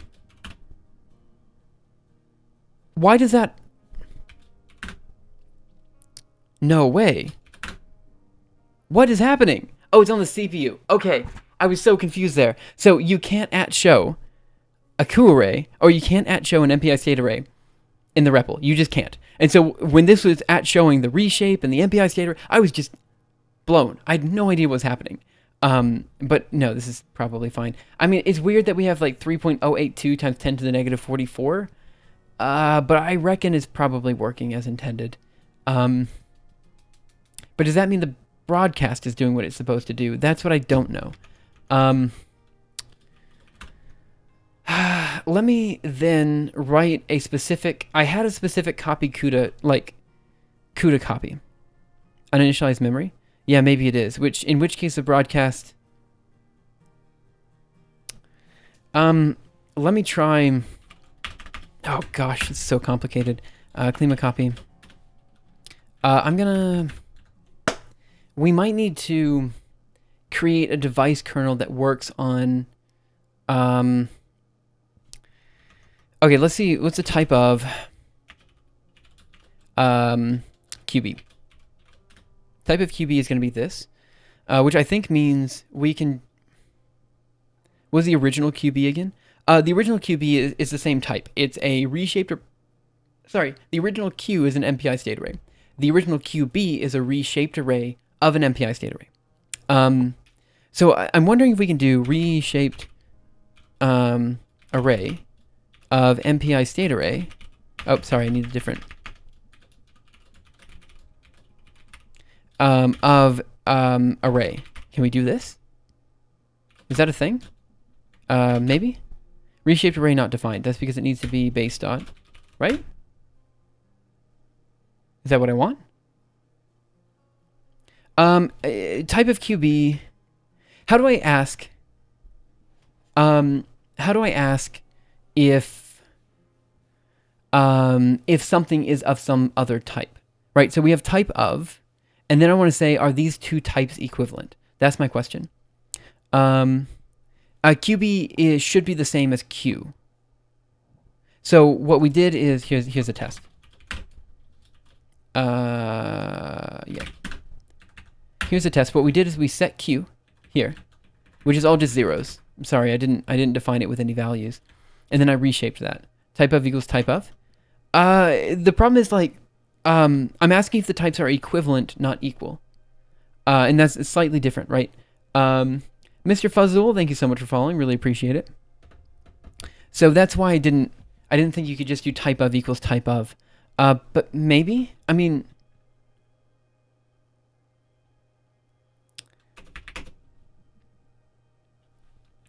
let's say QC is going to be equal to, I don't know, based up. Like, or, yeah, you're right. What do I mean by equivalent? What I mean is, what I'm trying to say is, like, if you have a reshaped array of type array,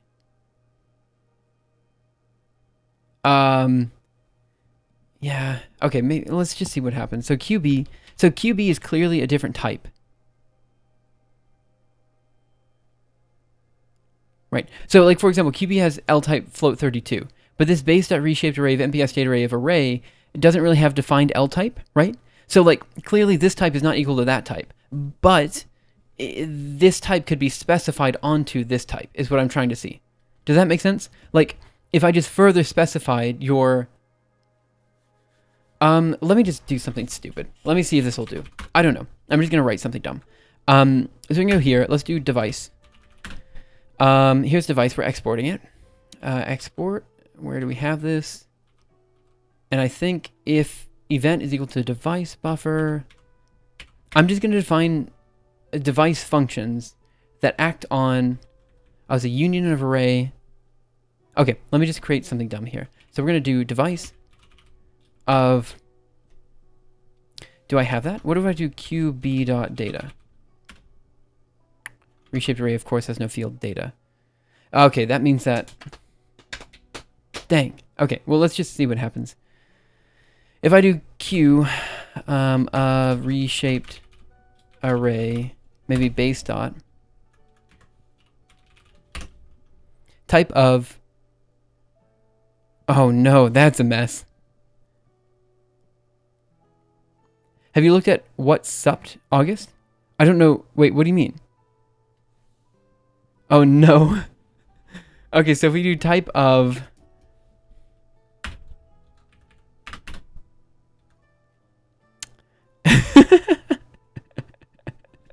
oh man, that is a mess that I should understand because I pretend to know Julia, but I don't. Let's see. Yeah, I'm not sure if that's, so I'm going to try base.reshaped array of MPI state array.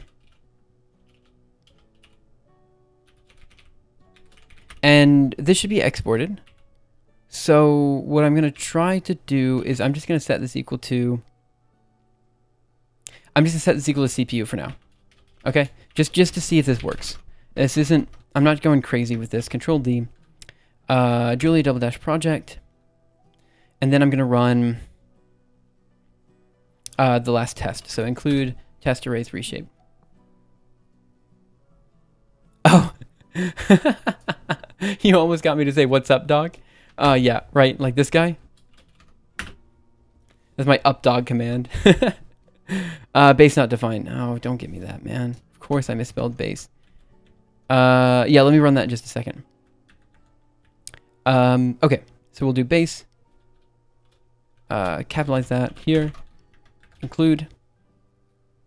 Type of QC, type of QC, type of Q. Okay, oh boy.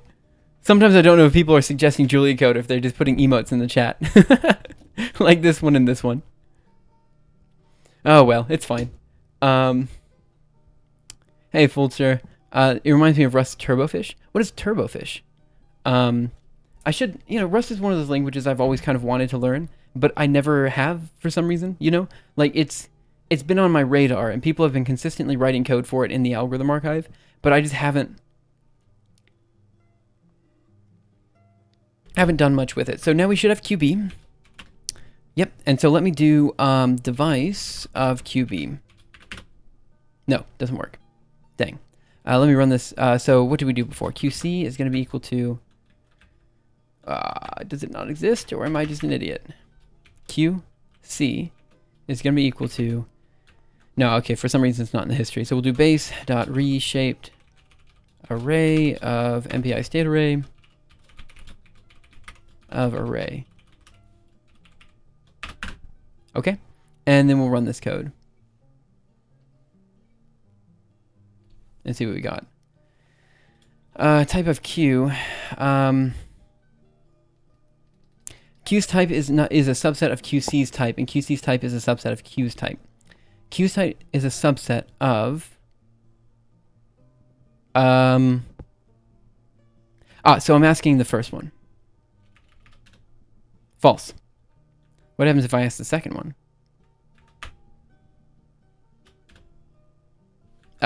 Is it supposed to be subtype? Should be... But you're right, I was looking for a subtype. And that's what I should have thought of. I'm just dumb. I'm sorry about that. Okay. So, what are we doing next?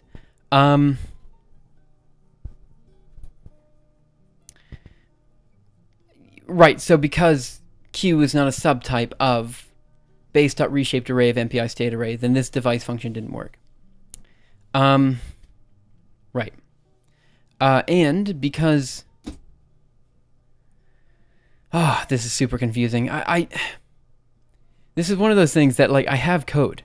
Like, I have code that should just work. And it doesn't just work because I'm not smart enough to figure this out. That is story of my life. So let's do Klima copy again. If I comment this back in, for no reason whatsoever, it doesn't really matter. Klima copy. Where are we? Klima copy is there. And let's put this back in. DD there. And there should be another comment up here. Okay, Control D, Julia double dash project. And we're just going to include it and see if this passes. I don't know.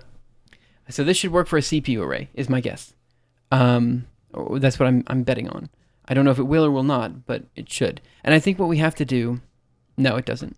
I know that's going to provide us an error. Incremental compilation might be fatally broken for this module. Pre-compilation method definition of type broadcast style where buffer is... Yeah, okay, it doesn't like this line.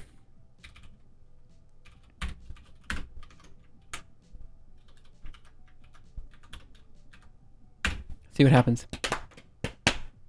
Oh boy. This is silly. I don't even know where to go from here. I'm just confused.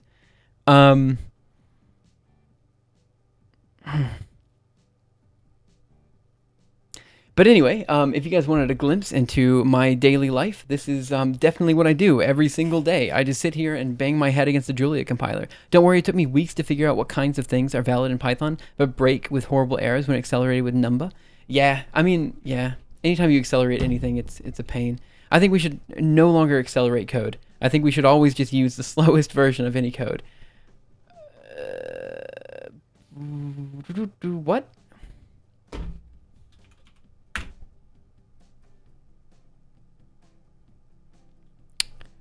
Or just use no code. Right, I mean, as long as we fabricate our own data, like, it's fine. We don't really need simulated data, do we? I reckon this broadcast actually worked as anticipated. So if we can create... Did it work as anticipated? So I think it worked as anticipated for the CPU, but it's really hard to tell because it could have just fallen back on the native Julia broadcasting, and that's what I'm not sure of. And we can't try it on the GPU because every time I try to create a kernel, whether that be with CUDA native or with kernel abstractions, I can't seem to get it to run on the GPU. Like, it turns out the Numba just doesn't support 16-bit floats. Oh, what? Why were we using 16-bit floats in the first place? Stick a print in CPU path.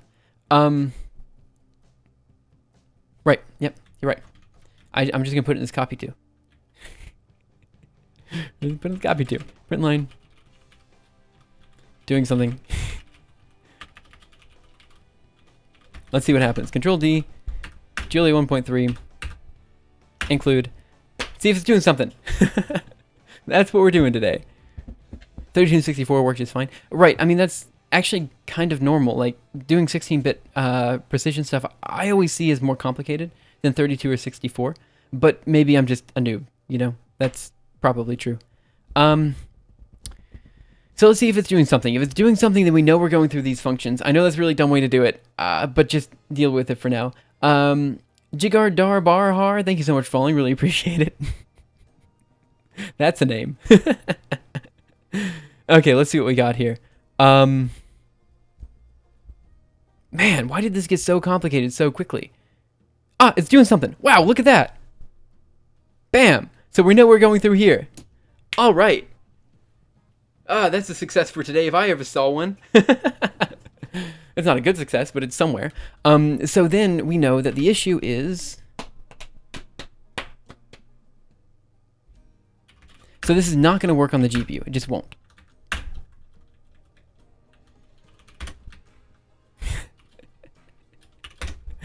There are also B floats. B floats are binary floats. DT here, right this. So this will fail if we try it on the GPU. So it's automatically on the GPU in this case. So this will fail. I just want to see the error message, if it's still the get or set index, which it might be. Let's see. Cool. But yeah, this is kind of a glimpse into my everyday life of banging my head against the Julia compiler over and over again and trying to understand backtraces. One thing I do really appreciate about streaming is that, honestly, like, I know there's just a bunch of random people on the internet that come to this stream. On the other hand, genuinely some of the most intelligent people I've met are on this stream, and they can definitely help out. Like, yesterday we just asked for people's help with something because we just didn't know what to do, and someone in chat did. So I'm always happy when I see that. So what this will do is it will scalarize the GPU operation, which shouldn't be allowed. Or maybe it'll just say it's super suboptim. Yep, okay, that's what I expected. I thought it worked for 2 seconds, and then it failed. And it failed with scalar get index is disallowed. Yep, that's what I expected. Yep. And the other issue is that I can't just call a CUDA kernel because I'm actually not sure where the GPU data is living. So here, I think if I just Klima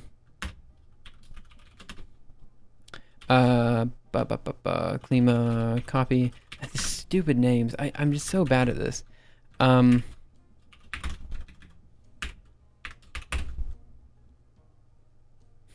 don't know what I said, but when you ask what do you mean by living, that's a very funny question. This is a project to try to get Rust to compile to crane lift. What is crane lift? Okay. Let's look at the Klima copy function. Here it is, and we are going to... so it's naturally dispatching on CUDA. Was that our reason? I'm going to try a few things really quick. So let's just go back to this terminal. Control D. Write this guy. And let me see what happens if we run this on the GPU with kernel abstractions.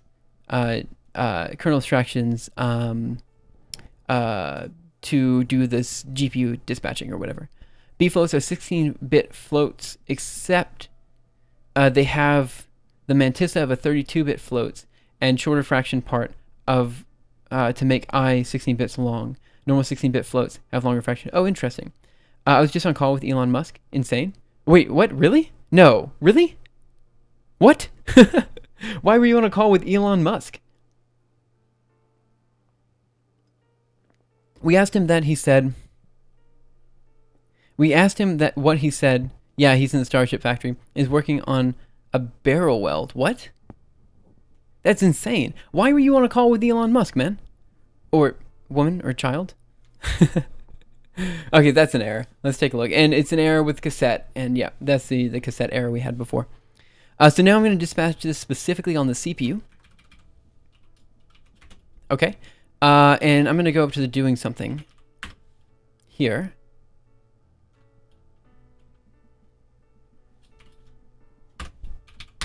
Remove that line because if I put that in my Git history, someone's going to get mad at me. Then we're going to go into VI test, arrays, and reshape.jl, and let's just comment this out. So now we're using it on the CPU, but we're using kernel abstractions to go through the CPU, and I'm suspecting, although I'm not confident, I'm suspecting this will not provide an error. Okay, can't tell if this is a joke, not check his tweets. It's insane, he's so intelligent and concise. This sounds very strange, but a very Elon thing to do. Right. Daily said, hey, how are you? I hope you're having a wonderful day. What? Yeah, what? Okay, so we're gonna run this guy. Include. I'm suspecting this is not gonna fail. And all we're doing here is we're modifying the kernel so it dispatches automatically on the CPU. So what this will tell us is that the GPU, whatever kernel we write on the GPU is going to fail. But I'm afraid this might fail with the same cassette issue that we had before. I'm also, well, dude, super cool that you got to talk to Elon Musk. He's a really cool guy. Like, I don't know if I understand him, but he's a really cool guy. You know? So we'll just see how this goes. And see what error we get here. Is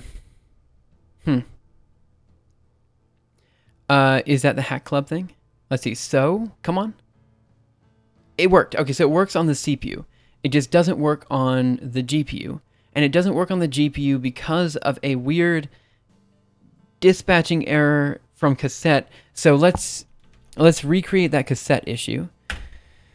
Actually, I'm just going to go up here. I'm going to very quickly write a to-do thing because we're quickly running out of time. So to-do, we have a list of things to do.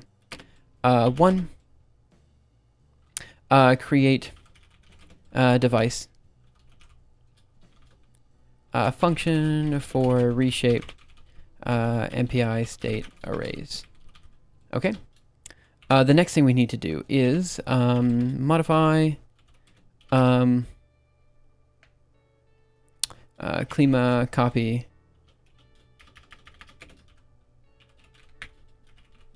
to dispatch on device. 3, which is probably the most important.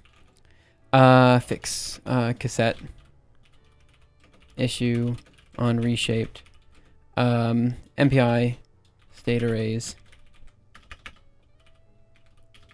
with coup array backend. Okay, let's go down to CUDA CPU here. Right, and let's just do CUDA again. And let's take a look at that GPU error. Okay, so good news, we do have something that works on the... Oh, actually, let's leave that where it was. And we do have something that works on the CPU. It just doesn't work on the GPU. And it does go through... Control D, Julia 1.3 double dash project, include, and let's take a look at the error. What I definitely admire in Elon Musk is his ambitions and the efforts he puts into them. Right. Crane Lift is like LLVM, but written in Rust. Oh, interesting. What do you mean by like LLVM? LLVM is a lot of different things. It takes an intermediate representation of an AST and translates it into machine code. Yeah, so it's basically a compiler. Yeah. Right. Cool. Let me get some more water. We are very quickly moving on to the next topic of today's stream. What I'm going to do is I'm going to take a look at this error message again that we got for CUDA, and we're going to just mess around with it a bit. And then I'm going to probably close this chapter on today's stream and move on to the next one. So that's where I'm at. Between borrow check code and native code, basically. Thanks. I don't know who you're saying thanks to, but okay. So we're going to scroll up a bit. Okay, so what do we have here? Kernel error, passing and using non-bits type argument. Yep. That's what I expected. So the issue here is that kernel abstractions cannot work on a reshaped MPI state array. It just does not work in this case. If the MPI state array's backend is coup arrays.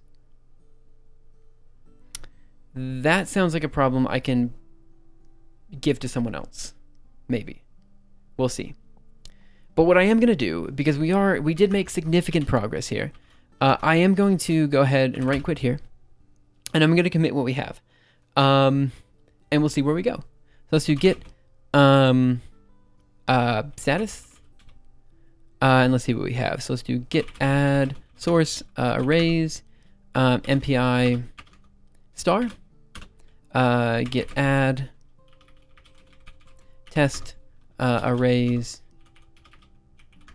reshape.jl, and I think the rest of it's fine. Can't you fix the dispatching on the reshaping? Right, I just don't know how to do that. So that's essentially what we're trying to do with all of Klima right now. But for some reason, it's not. So what I tried to add in, just for the record, what I tried to add in was this vi source arrays MPI state arrays.jl. So what I tried to add in was broadcast. Broadcasting stuff, that's not what I'm looking for. I'm looking for base.copy to adapter. Right, so basically what I tried to do is I tried to allow MPI state arrays to act on, basically we have all these operations for MPI state arrays. And I tried to make it so all of the operations we have for MPI state arrays would also work for an MPI state array that is wrapped by one of these adapt.wrappers, right? So that's what I was trying to do, right? And so the hard part here was getting this copy to command to work, which is what we were working on for the most part, right? So now I think we have everything that would allow us to work on our reshaped MPI state array. But the CUDA part is failing. So I tried this earlier with a CUDA kernel, specifically CUDA kernel, not a kernel abstractions kernel, and it didn't work with that. And so I wasn't sure if that was a me error or an error with, something else. So probably what I'm going to do is I could, as a debugging step, I could rewrite my copy kernel in CUDA, and we could try that CUDA copy kernel again. But I'm kind of at a stage where I need a break from this problem, and I want to move on to the next one. I know that's a bit lame, but I've been working on this for the past few hours. I mean, it's been beyond just the 2 hours I showed here on stream. I was working on it, obviously, before that. And the other thing I wanted to point out was something I worked on this morning. So if you guys were here for one of my previous streams, I did a lot of discussion on the distributed transpose, which is a way in which we can kind of send data back and forth between distributed GPUs. It's a difficult problem, and it turns out we are also running into a problem like that in Klima. So I'm relatively happy that this problem comes back up, so I can take a bit more time looking at it. So in the next few weeks, maybe I might look at this again in the near future. Anonymous Poet, I've been up for about 2 hours now. Let's see. FL4FL, thank you so much for following. Really appreciate it.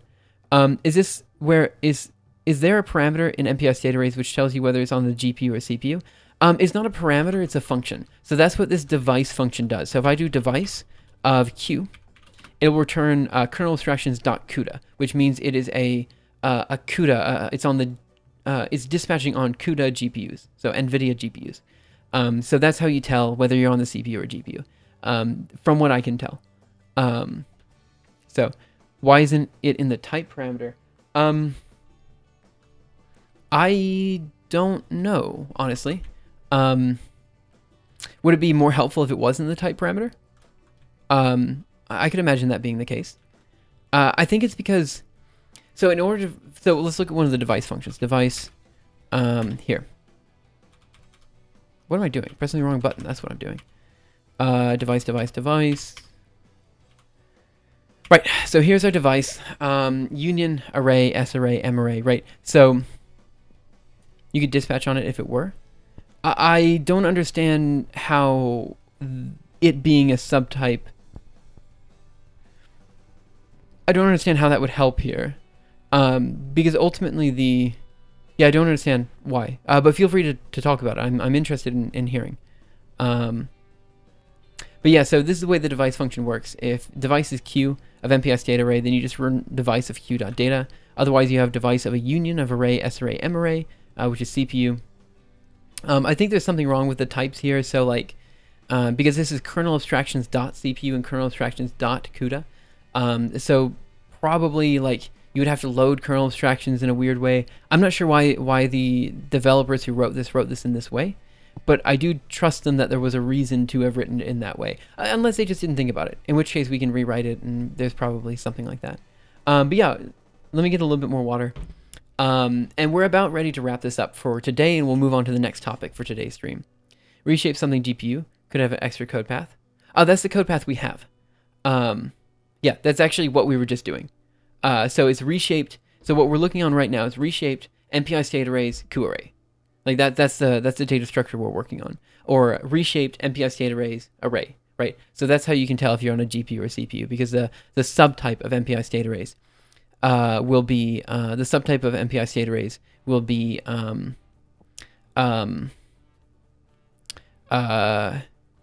either array or or Q array. So let me go ahead and write and quit this. And right, when are you going to look at the PR? I will actually probably look at the PR right now, because I think that's fine. I think it's starting to look all right. Yeah, I'll take a look at it right now. So it's going to be a long review. So like I'm not going to be able to get through all of it today. Oh wait, I mean, if you don't want me to look at it right now, I can look at it later. I can look at another PR right now. I was planning to look at a PR a day from now on. So at the start of the 6 p.m. session, I was going to start doing that. No, please do. Okay, I'll take a look at it briefly, and then we'll see what we can do with it, because there might be very small scale things that we can update. Okay, so let's get status one more time. And git commit -m, and I'm going to do adding. What do I say? Broadcast style 4. Wrapped, we'll say, MPI state arrays. And that's where I'll leave it. You also forgot to post in streaming. Yeah, I did. I don't know. I feel like, yeah, I should post on streaming. I just feel a bit, I don't like self-advertising so much, and I always feel kind of bad for doing it. Like, I've only just now gotten to the point where I feel comfortable posting on Twitter when I go live, and I've been streaming for 2 years. You know? Like, maybe even longer than, I've been streaming for a while now. So, the fact that I don't know, it feels weird, you know? I don't know, we'll see. So, git push, upstream, JRS, MPI, reshape. Yeah, I've noticed that some people have been, like, there's been like an uptick of 10 viewers per stream when I put it on Twitter. So I think I should keep that going. And I can post it on streaming as well. But the other issue with streaming on Julia Lang is that half the stream is Julia, but then the other half of the stream is C++ or some other language sometimes. So I feel a bit bad about that as well. But yeah, anyway, so I just pushed it. If you're interested in taking a look at the changes that we just made, feel free to go to Klima. Let's see, github.com, Klima. Yeah, probably here.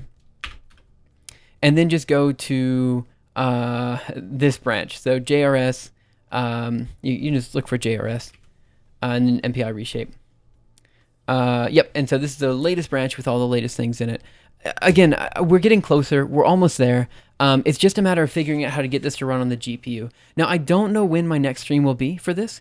It might not be until Tuesday, because I've got some stuff to do Monday afternoon. There's a lab meeting Monday afternoon at 5 o'clock p.m.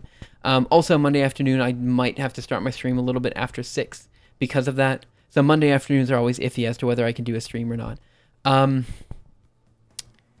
But yeah, we'll see. We'll see what we can do.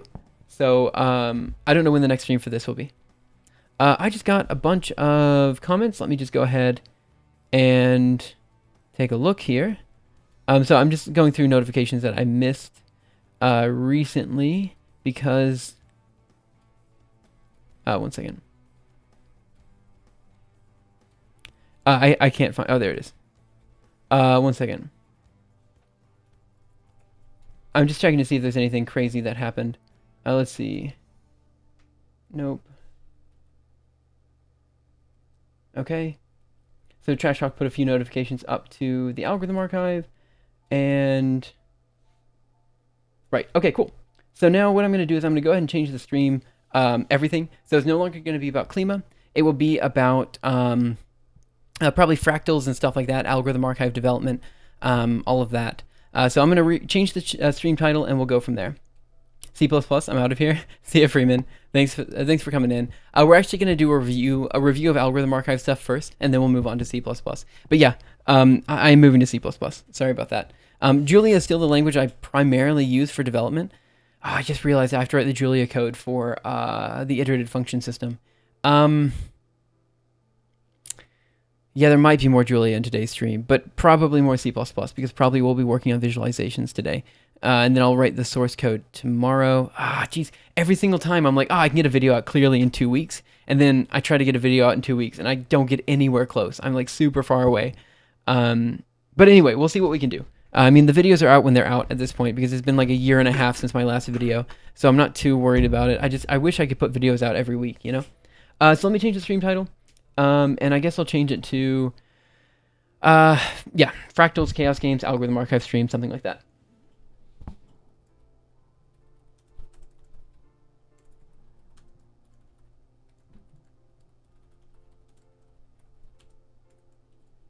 Okay.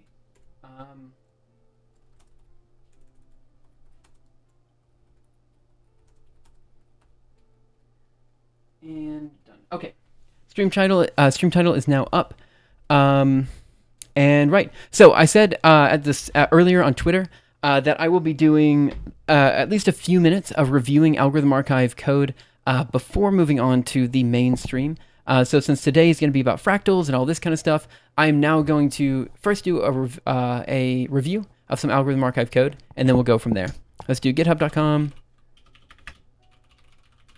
/ algorithm archivists and algorithm archive here.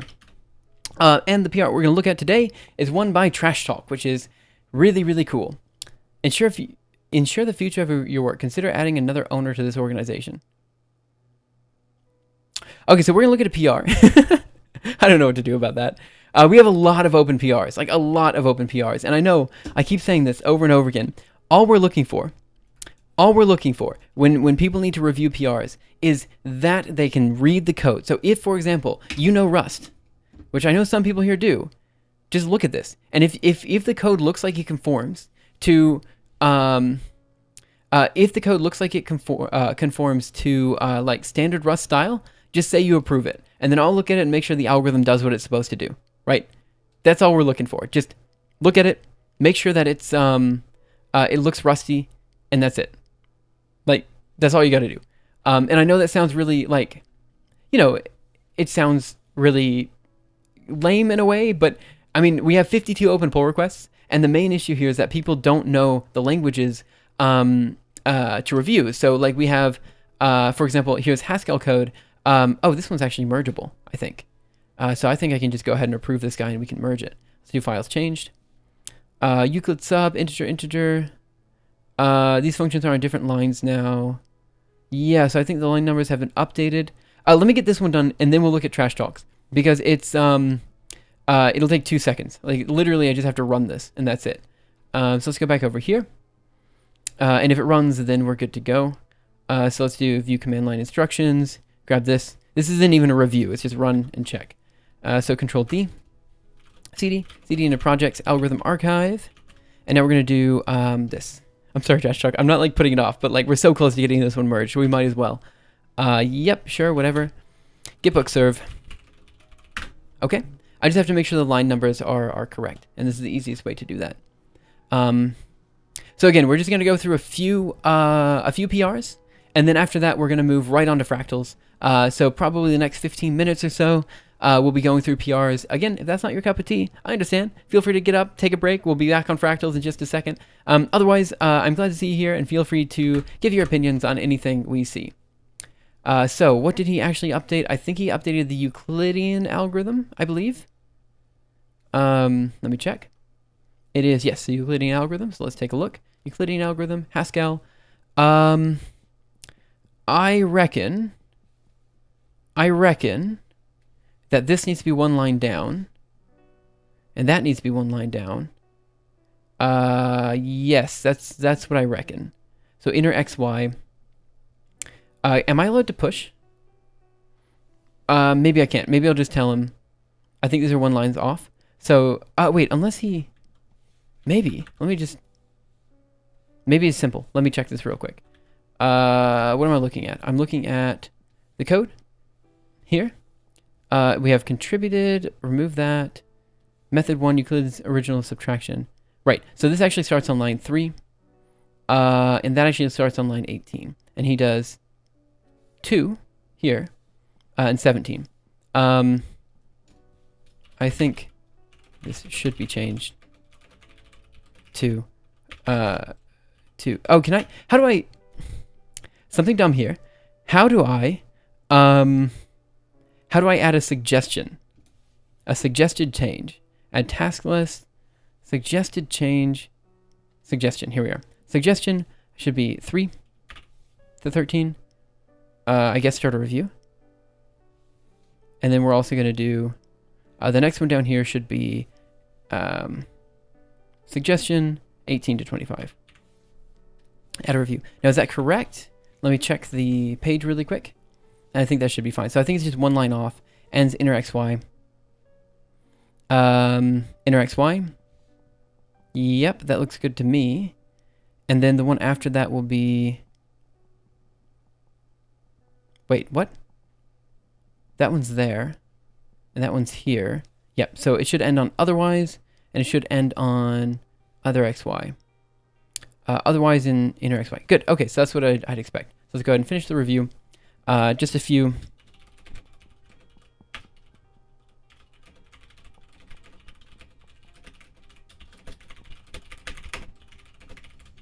Okay.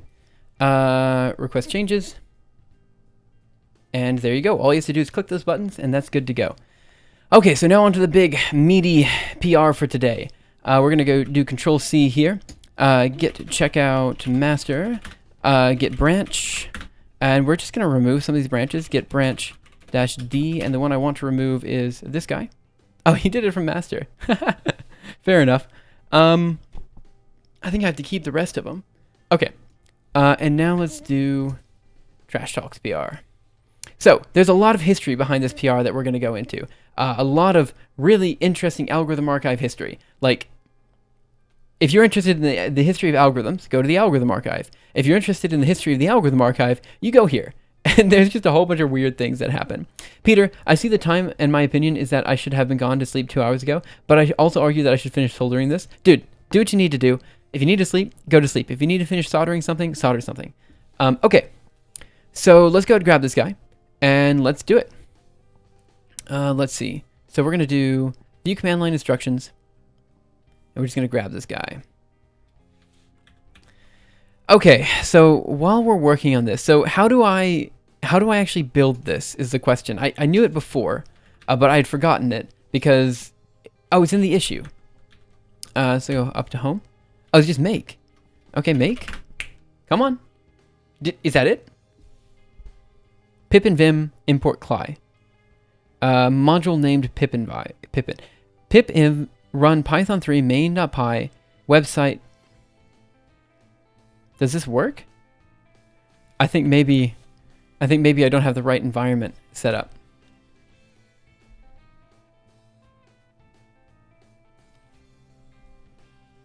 I'll try to figure that out. Let's see. You still need to import the modules. How do I do that? Or is it doing that for me? I don't think it's doing that for me. I'm sorry. Someone said hi. And, oh, Gay Capely, thank you so much for following. Or thanks for saying hi, I guess. I don't know. Hi. I kind of forgot. Okay, so let's see. ls here, and when I type make, it tells me from pip import CLI, and then it says module not found, no module named pip environment. So let's do yay-s pip env. I know this is, okay, so for those of you guys who know Python, you're probably like cringing at this, and I understand that. How do you use pip environment? Let's see, run python 3 main.py pip install pip install pip env. Of course, it's via pip. Okay, so once this is installed, then we'll try running it one more time. Make. Okay, it looks like it's doing something. Successfully created virtual environment. Pip file. Okay. No module named Jinja. Okay, so pip install Jinja. Okay. Oh boy. There's a lower quality streaming option for now. Yes, there is. You should be able to change my quality, I think. You should be able to do... Yeah, so I've got quality options today. If there's ever a time when I don't have quality options, you just need to let me know. And then I'll restart the stream, because I should have quality options at all times. But if I don't, then just restarting the stream will usually give me quality options from there. Okay.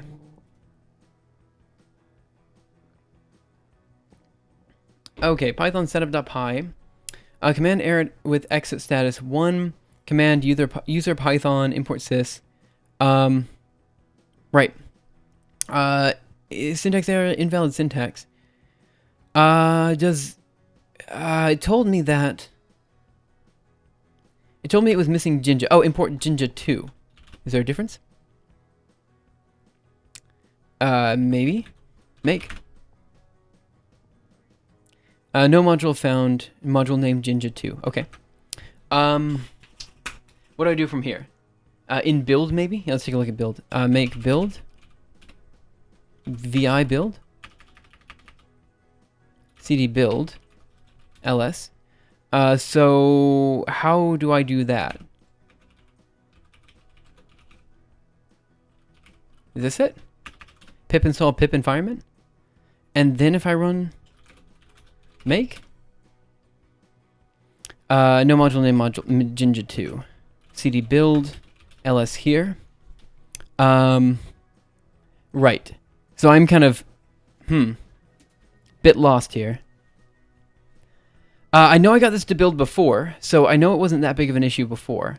But let me take a look at that issue that we had a while ago. Just pip install? Yeah, let's try.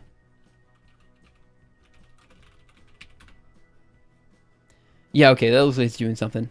When you see a big green line.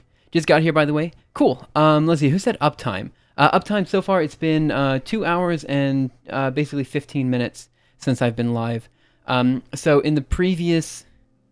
let's see, in the previous stream, I was working, or in the previous 2 hours, I was working on Klima, the climate machine, which is it's a project just to do a large climate simulator in Julia. And now I'm moving on to the next part of today's stream where we're working on the algorithm archive again. Make sure you're using the correct pip version. So it says pip, to activate this project's virtual environment, run pip environment shell. And then pip environment run. Make. There you go, it's doing something. Nice. Redsun155, thank you so much for following, really appreciate it. Okay, so it seems to have done something. It says done. So let's just run this guy. Let's see what we got. Here we go. Right, here's the algorithm archive. So the new version. First thing to note, this is broken. Let me take a look. Is that broken, the regular algorithm archive? I think that's our link to the... Yeah, it's this guy. I don't know why that link's broken. So let's just take a look at plotting, for example. And, oh, there's nothing implied. Bubble sort then. So we're going to scroll down a bit. And I'm going to change this to Julia. Right, so that's one thing that's a bit weird. Every time you reload the language, it brings you up to the top. That's a bit annoying. It's not the worst thing in the world, but it's a bit annoying. Let's go down to Computus. Right. Where is the math? Okay, the images are huge in this. Okay, there's the math. The math is readable. It's fine. A lot of things are weirdly centered or not centered, that is to say. Like, I would have expected this to be centered, but it's not. And also all of the images, in particular, I wrapped these in HTML so that it would be centered, and it's not centered, right? So that's an issue. Maybe it's HTTPS, the image. Well, let's see. Why would it being HTTPS matter in this case? Say algorithm archive. So all of these links are broken. Open link in new tab. It brings you to HTTPS. So are you saying that if it's HTTPS, it would be broken? Hey, Geek Panther, how are you? Hope you're having a wonderful day. Okay, let's see. Let's take a look at Monte Carlo. Right, the GIFs are animating just fine. The videos should be embedded. Yep. Oh, man, that's an old video of mine. Split operator method. Yep, it seems to work. And then let's take a look at Computus again and go down to the bibliography. The bibliography looks broken on my screen. So that's a few things to note there. The images... I've got a small list of bugs in the PR. Yeah, let's take a look at the PR then.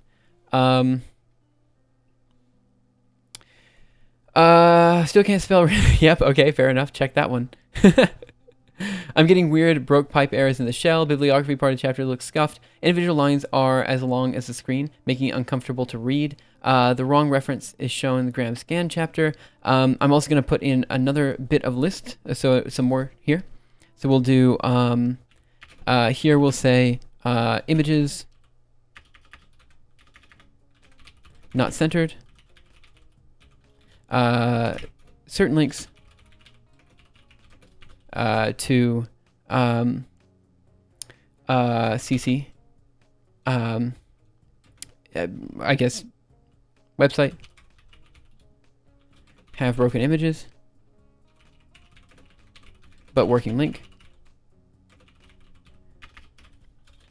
Let's see. Also, the images in this look centered in the pages. Maybe floating sideboard is messing up. Oh, could be. Yeah, maybe. So let's see. Did you mention the reload? Did not mention the reload. So we'll say reload. No hot reload. Let's see. How do I describe this? Every time you change language, the page is refreshed. Muslims work, but Python empty parser is less flexible. Ah, I see. Okay. So we've got that. Now let's take a look at the other thing here. So I guess the other thing to note is that I kind of feel like, so let's go to a chapter here for plotting. We have new plot here. Would it be possible to change this so it actually says the language that that this is, you know? Yeah, so here's where you'd see having a hot reload would be incredibly useful. So you could just go up here to the example code, and you could just change this to Python, for example. And so here, if you go to Computus, and you scroll down to the example code in here, and you change that to Python or whatever, it works pretty well. Let's see, Computus. I don't mind anything else about the list here. I would say, though, it's not obvious that this symbol... It's not obvious what that symbol means. We have to describe that symbol. So, but this is something wrong with the other Git book as well. So I'm going to put like, I'm going to have two separate lists here. So we'll say bugs,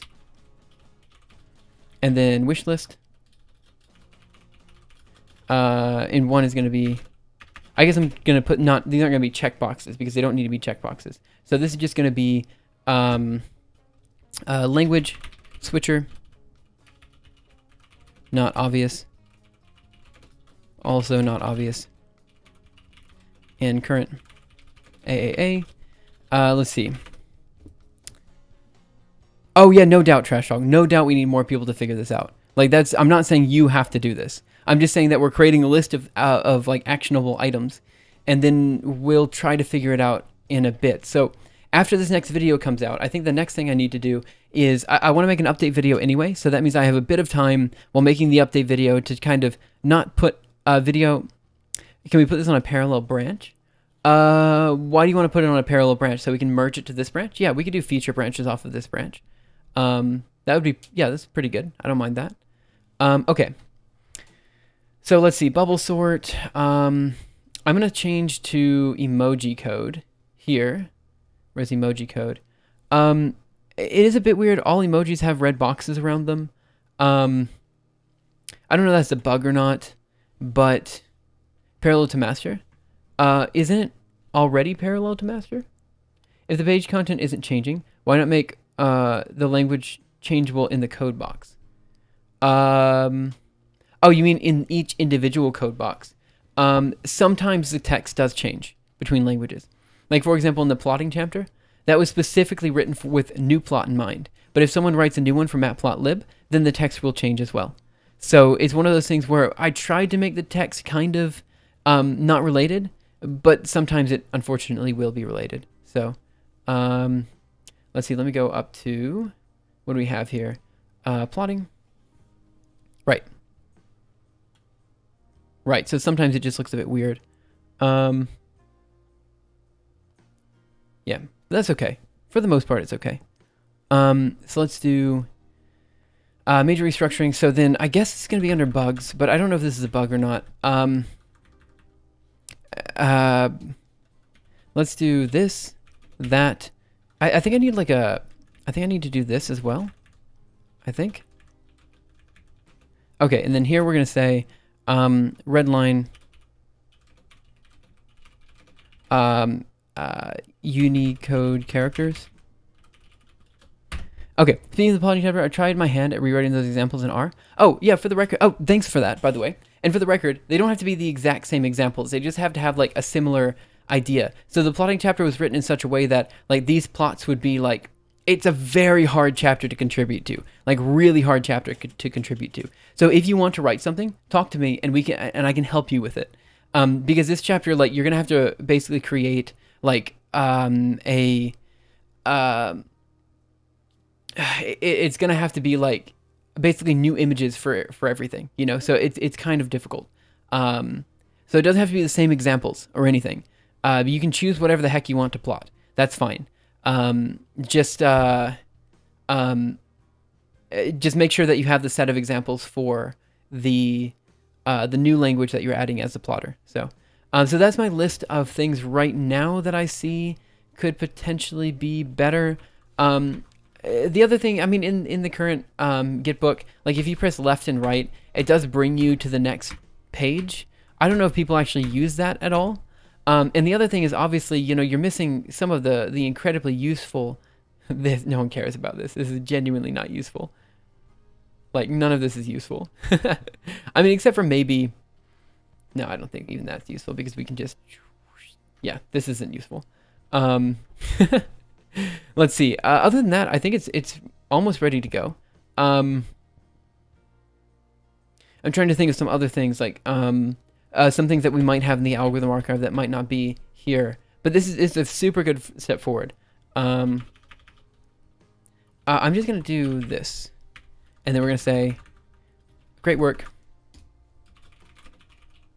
We need a few people to help with the remaining issues. I can try my hand."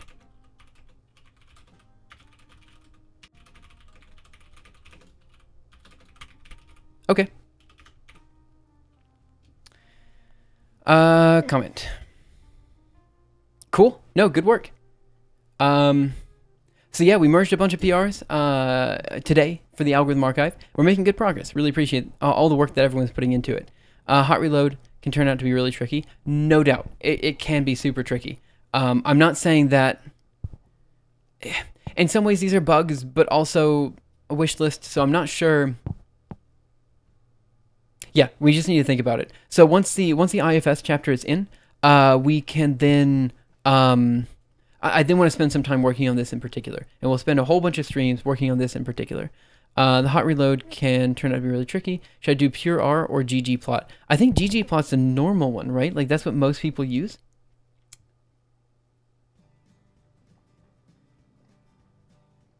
I'm not really sure. We do not need hot reload. I'm just pointing it out. Right. I guess you're right. We don't need it. but I'm putting it down on the list of bugs anyway, and we'll see. Because it's, yeah, we do need it. Oh, I misread you. That's my bad. Okay, so I think this is good for today. We, again, spent 30 minutes on reviewing PRs. I think that's fair. I want to spend the first 30 minutes of my 6 to 8 p.m. streams just doing PR reviews. So now we're going to move on to fractal visualizations. Pretty excited because yesterday we got pretty far, and hopefully we'll get even farther today. So let's go ahead and quit out of here, close that, Control C out of here, CD and CD into projects, Simuleos, and then I'm just going to run CD Fractal and /Sierpinski to grab the latest visualization, CD projects, Simuleos, and then Fractal here. ggplot2 doesn't come with R's standard library, but is vastly superior to pure R. I figure just do what most people use. If most people are using ggplot, then I figure that's probably what you should do, you know? But it is kind of up to you. I'm not going to force you if you want to do one thing or the other. Cool. So first of all, good work everyone who's been submitting stuff to the algorithm archive. Let's go ahead, get this visualization down, show you what we finished up yesterday. It's not actually going to be too exciting. You're going to look at this visualization and be like, what an idiot. That's the dumbest visualization I've ever seen in my life. And you might be right. You might be right. It might be a really stupid visualization. But it is the visualization we have. It's not the visualization we wanted, but it's the visualization we have. And so we'll kind of work on it in just a bit. It does take a bit to render. You know, probably a bit too long. That's GathVL's issue. I suppose if it was GPU accelerated, it would be slightly faster, but it's a pain to write that, honestly. There is now a Julia backend for Cairo, which is the vector drawing library that we use, but I'm not really convinced we should switch right now.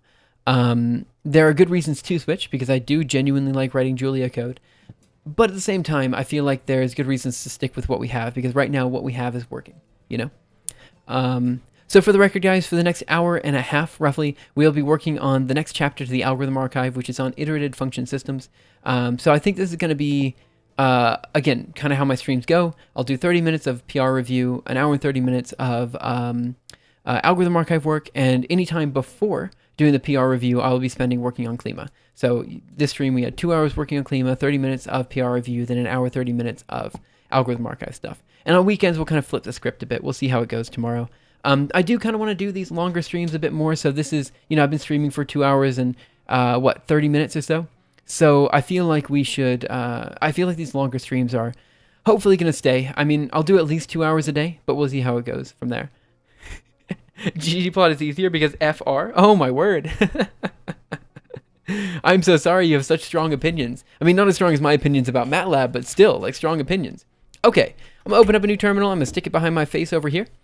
And let's go. So I'm going to do mpv temp video.mp4. Full screen that. So here's our square. And we're just creating a square of squares. That's all we're doing. That's the whole visualization. I know it's a dumb visualization, but I really like it. So, like, it's not that dumb.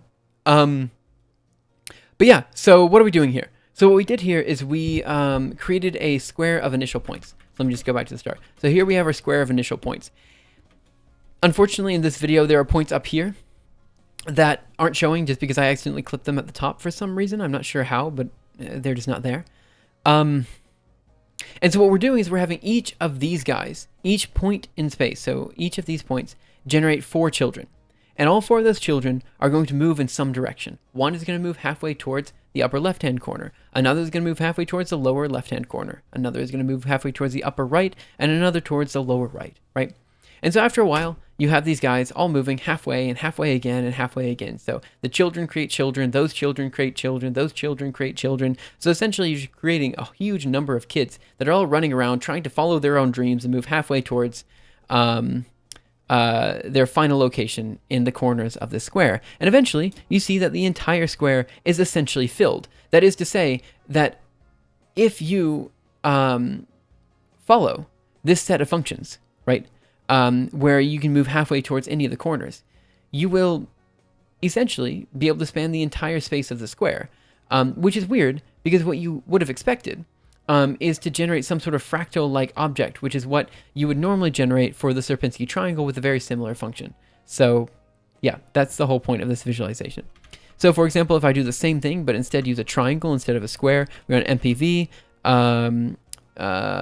projects, Simuleos, Fractal, and then we run video, Hutchinson, MP4, we'll get something like this. So here's our 3 initial points. They generate a bunch of kids, and those kids keep moving around till they're at the Sierpinski triangle. Let's see. I've never tried SAS. It's like MATLAB's little... Oh, no. I don't know. I don't think R is worse than MATLAB, but maybe. What's for bot? Say it. I don't know where the bot is, honestly. He's dead. That looks like something you can even prove. But R is free. Actually, I just noticed some stuttering in the stream there, so I don't know exactly why that happened. But yeah, so that's the visualization here. So I'll explain what's happening in this visualization on Zernal PP, and then we will talk about what we need to get done today. There's a number of visualizations we need to make, so we'll make 1, maybe 2 of them, and we will go from there. Let me close that, go over here to Zernal PP, let's do journal, new page before. Okay, so what is it that you just saw? So let's take 3 points in space, A, B, and C. It doesn't matter where they are, but as long as they're 3, B and C. We'll create 3 functions. Function 1, which is going to take some point, add it to A, and divide by 2, essentially returning the midpoint between the points location that you put in and A. F2 is going to be equal to P plus B over 2, and F3 is going to be equal to P plus C over 2. Right. So, the way this works is essentially, we start with some point at A, and it will generate 3 children. So one will move halfway towards B, so it'll end up somewhere like here. Another will move halfway towards C, and the other will end up here, right, in A. So then B will generate 3 children. One moves halfway towards A, another moves halfway towards C, and the last one stays at B. And then C generates 3 kids, here, here, and here, right? And then, these kids make new kids. So this guy moves halfway towards A, B, and C. This guy moves halfway towards B, C, and A. And this guy moves halfway towards... what color did I do for him? I don't know, but I think I colored these guys wrong. 1 second. Yeah, I definitely colored these guys wrong. Let me try that again. Okay, so we'll have here and here and here and here. So A's children will move here, here, and here. B's children will move here, here, and here. And then C's children will move... I screwed up again. No, I didn't. Yes, I did. No, I didn't.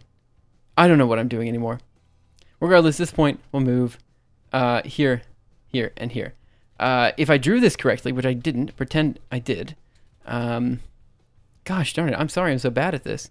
You generate a triangle here, and then you generate a triangle of the interior points, essentially creating a triangle of triangles. That's what I was trying to draw. I'm so sorry. I did such a bad job of drawing that. It didn't look right. But the point is, if you have the kids generating kids, and those kids generating kids, and all those kids are moving along their own path, where each path is defined by one of these functions, you will generate the Sierpinski triangle.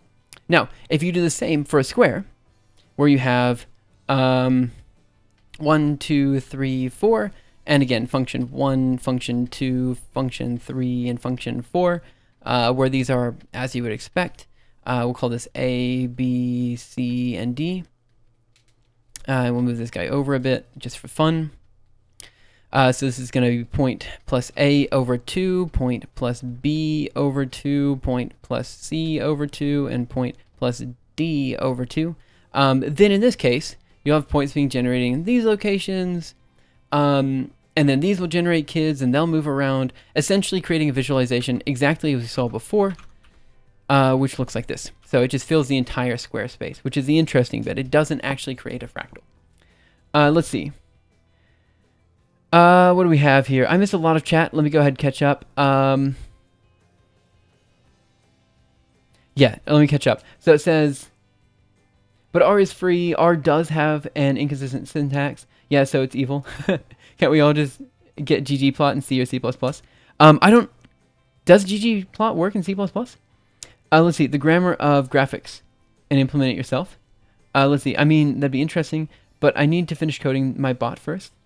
So I'll send it all the way down in the projects that I want to do and can do, but will never get to list. Man, I've got a huge list of that as well. I feel like most people have a list of just things that they want to do, but they can't because they don't have time for it. You just got to make time, make time to work on this type of stuff. And sometimes that's just what it is. Sometimes you can't find the time, but sometimes you can, and it comes from weird places, Okay, so that's the fractal things that we have. Now I've got to generate a few more visualizations. Yesterday I had a list of 3 different visualizations we need. Journal, new page before. We had 1 which was dealing with squares. We had 2 dealing with chaos games. And 3 was dealing with, I think, the Hutchinson operator. So we had different visualizations we had to do. Yesterday we finished the square Hutchinson operator visualization. And so now we have to do small scale changes to the chaos game operation and the Hutchinson operation to work with the algorithm archive chapter. So what do you guys want to do? 2 or 3? Feel free to vote in chat. I need to stretch a bit. This chair is not great. Oh man. I'm pretty sure creating an SVG file from the raw data is easier than making the graph first in language like C and C++, and then prove you get a picture that is ready for your next paper. Interesting. I'm also going to turn on a fan over here. I hope you might be able to... Nah, if I turn on the fan, you'll be able to hear it. Okay, we'll see. It's just hot in this room, So I guess no one really has an opinion on which we should do. So let's do the chaos game first, and then we'll move on Hutchinson after that. So I think that's what we'll do. Man, it is hot, and my back is hurting because I've been sitting in this chair for so long, but that's okay. I feel like I should just get a better chair, but it's too late for that. I've been on this chair for too long, so let's go.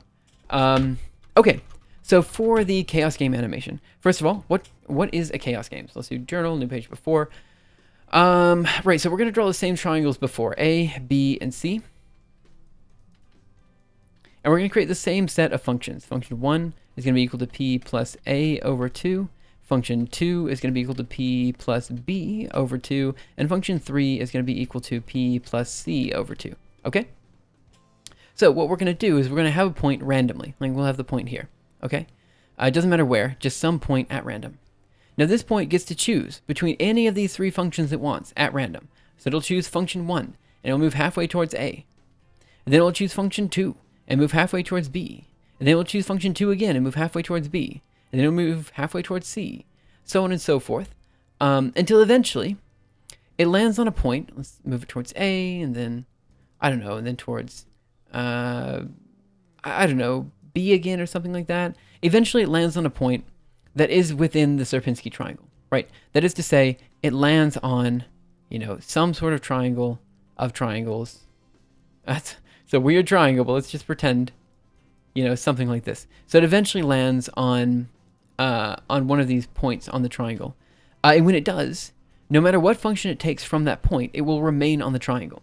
So by randomly starting at a point and randomly sampling between the functions, you can recreate your Sierpinski triangle. That's kind of the idea.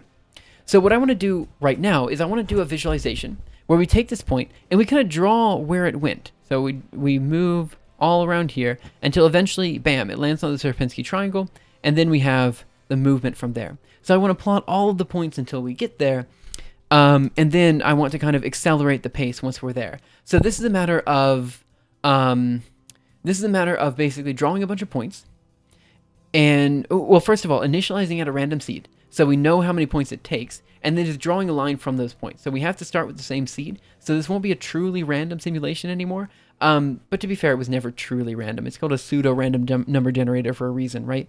So we'll do that. So basically we need to initialize with the seed and go from there.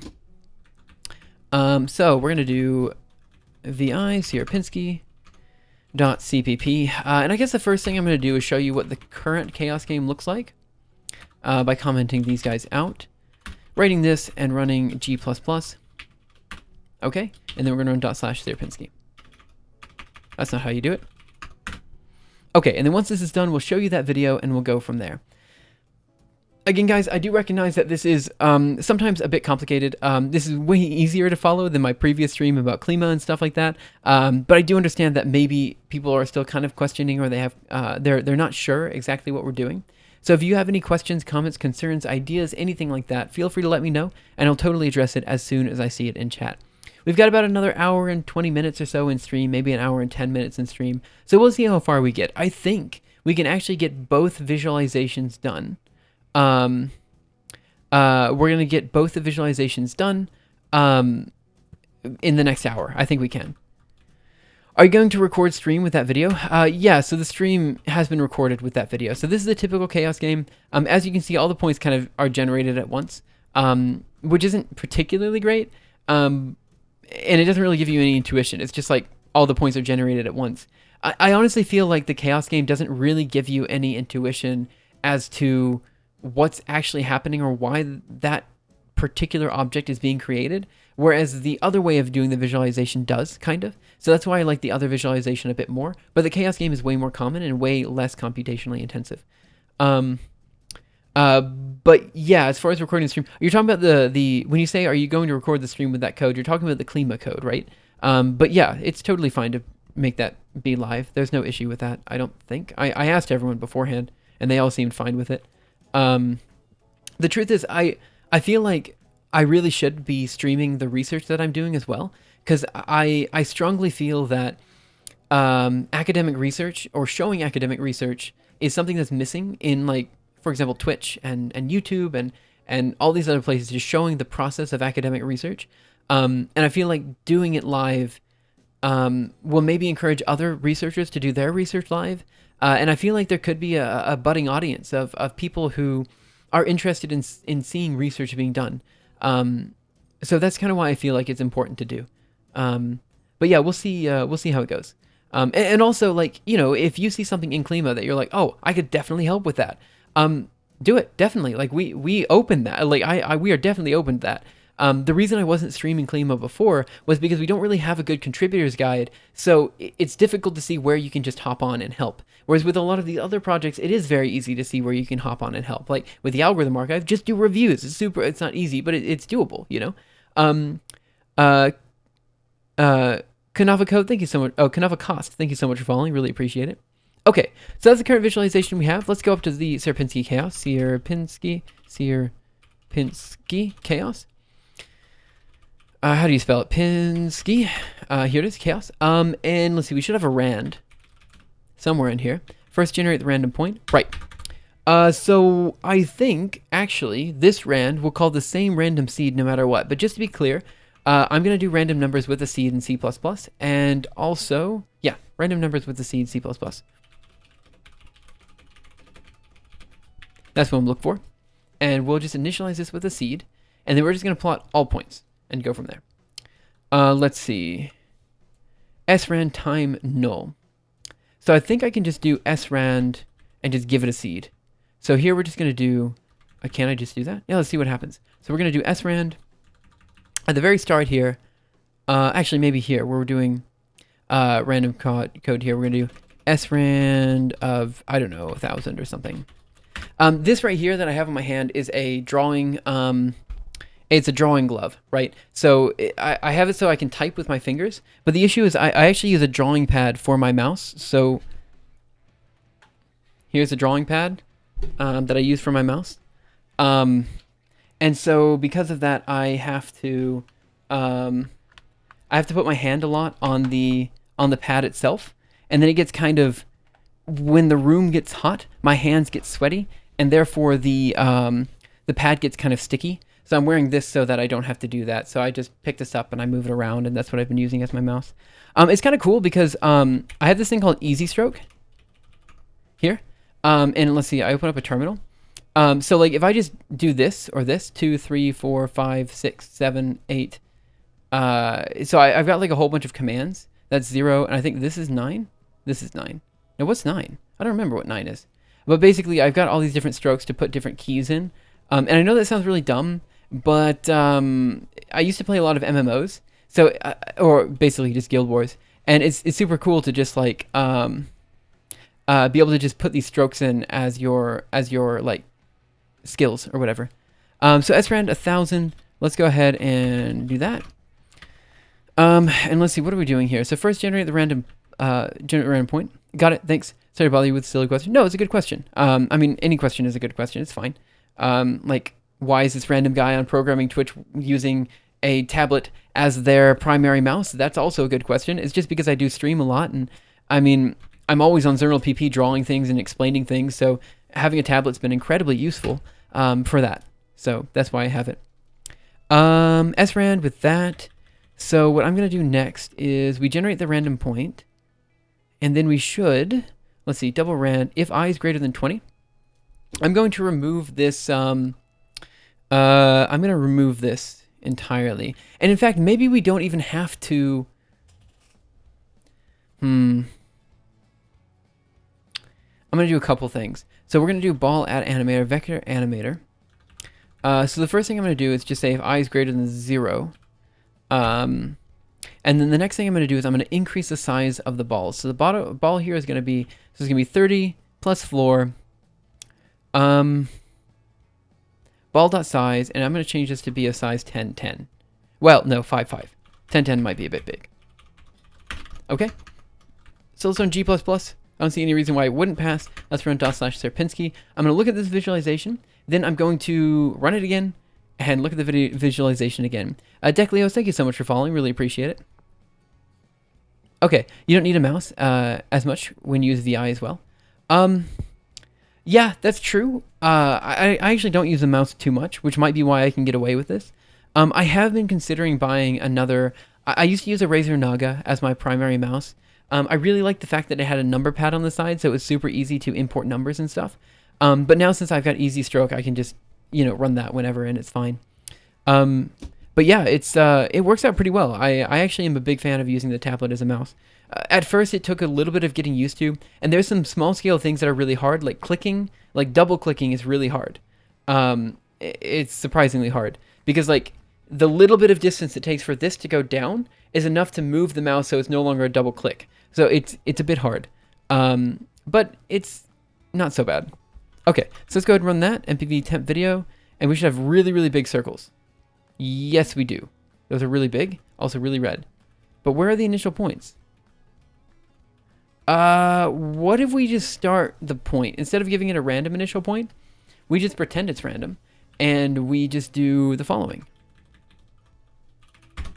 So let's give it a location of vector point, and we'll give it dt here. 0.5, 0.5. What's that going to do?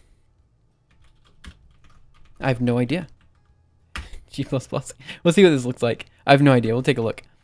And then we'll run Sierpinski. Essentially what I'm trying to do is find a seed where we can clearly see the point starting off the triangle and then moving onto the triangle. So I can draw a line going to that point. That's what we're going to do. So that's why I made the points bigger, and I'm just kind of watching. So this 0.5, 0.5 is off the triangle, right? Any number is a random number when your sample size is 1. I guess. I don't really know. I mean, like, it's hard to do the die-hard test when you only have one number, right? That's another test thing that I want to do in the algorithm archive at some point. Like, I really want to do Mercy and Twister, and when I do Mercy and Twister, I really want to talk about die-hard tests because they're really cool. But I don't know. Like, some people might not be super interested in it either. But yeah, I do find it interesting that, okay, I don't know what you guys are interested in here on stream either. Like, was the previous hour when we were just doing weird stuff with Julia, was that more entertaining to watch than this type of stream? I feel like it's the same. I just feel like, so someone actually did post, that I was streaming, about Klima, a little bit ago, and, it was someone from work. So yeah, what? I don't understand. Where's our... Okay. Let's do 0.5, 0.25. I'm like 90% sure that's going to be off the triangle. And let's just do if I is less than 20. Okay, so we'll do... G++. /Sierpinski. You know what I could do? I could draw the first 20 points in white, and then draw any point from there. Any point from there, I could draw in like blue or red. So they're the first 20 points.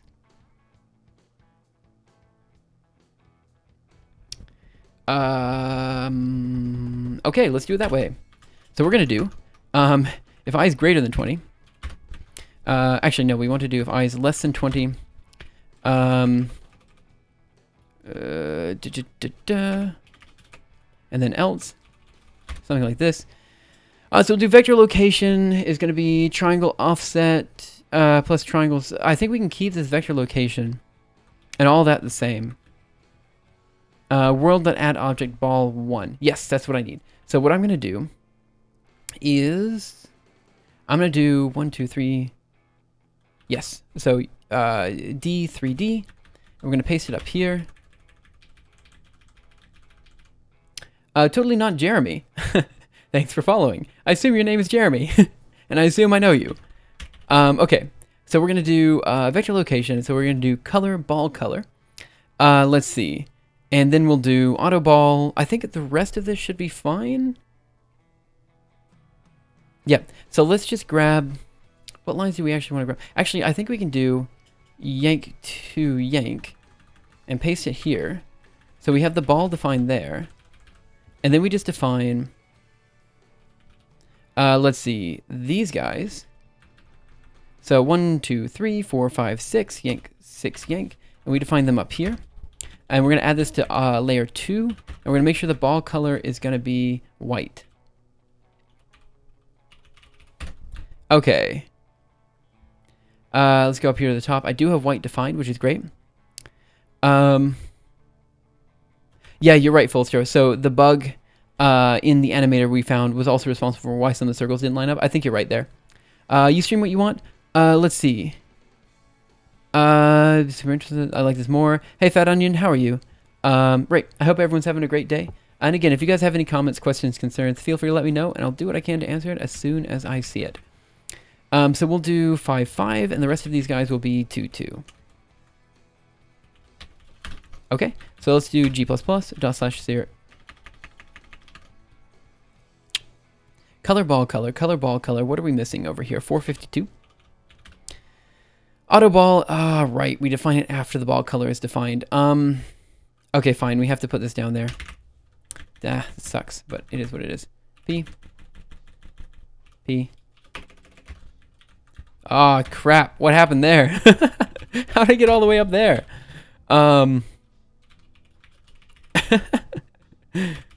Okay, well, don't know what happened there.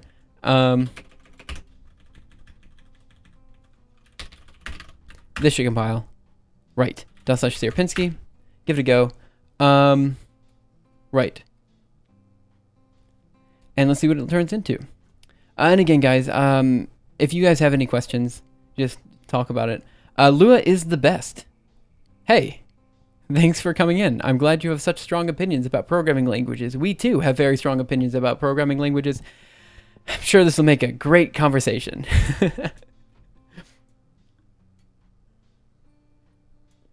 But yeah, I mean, as long as you don't mention MATLAB, it's fine. Although, to be fair, a lot of the flack that I give MATLAB is actually in Julia as well. Okay, right. So this will be the first 20 points. That doesn't help me figure out anything, honestly. Yeah, that does nothing for me. I'm gonna guess... So my hope was that, you know, if you see the first 20 points, you can kind of see where it started, which I would say would be here, maybe? And then you could kind of guess which functions it moved along in order to get to the triangle. Because clearly all the rest of the points look like they're on the triangle, right? Yeah, except for this one. Which does... Oh, and this one. So it probably started here, moved to here, which is halfway towards A, and then moved...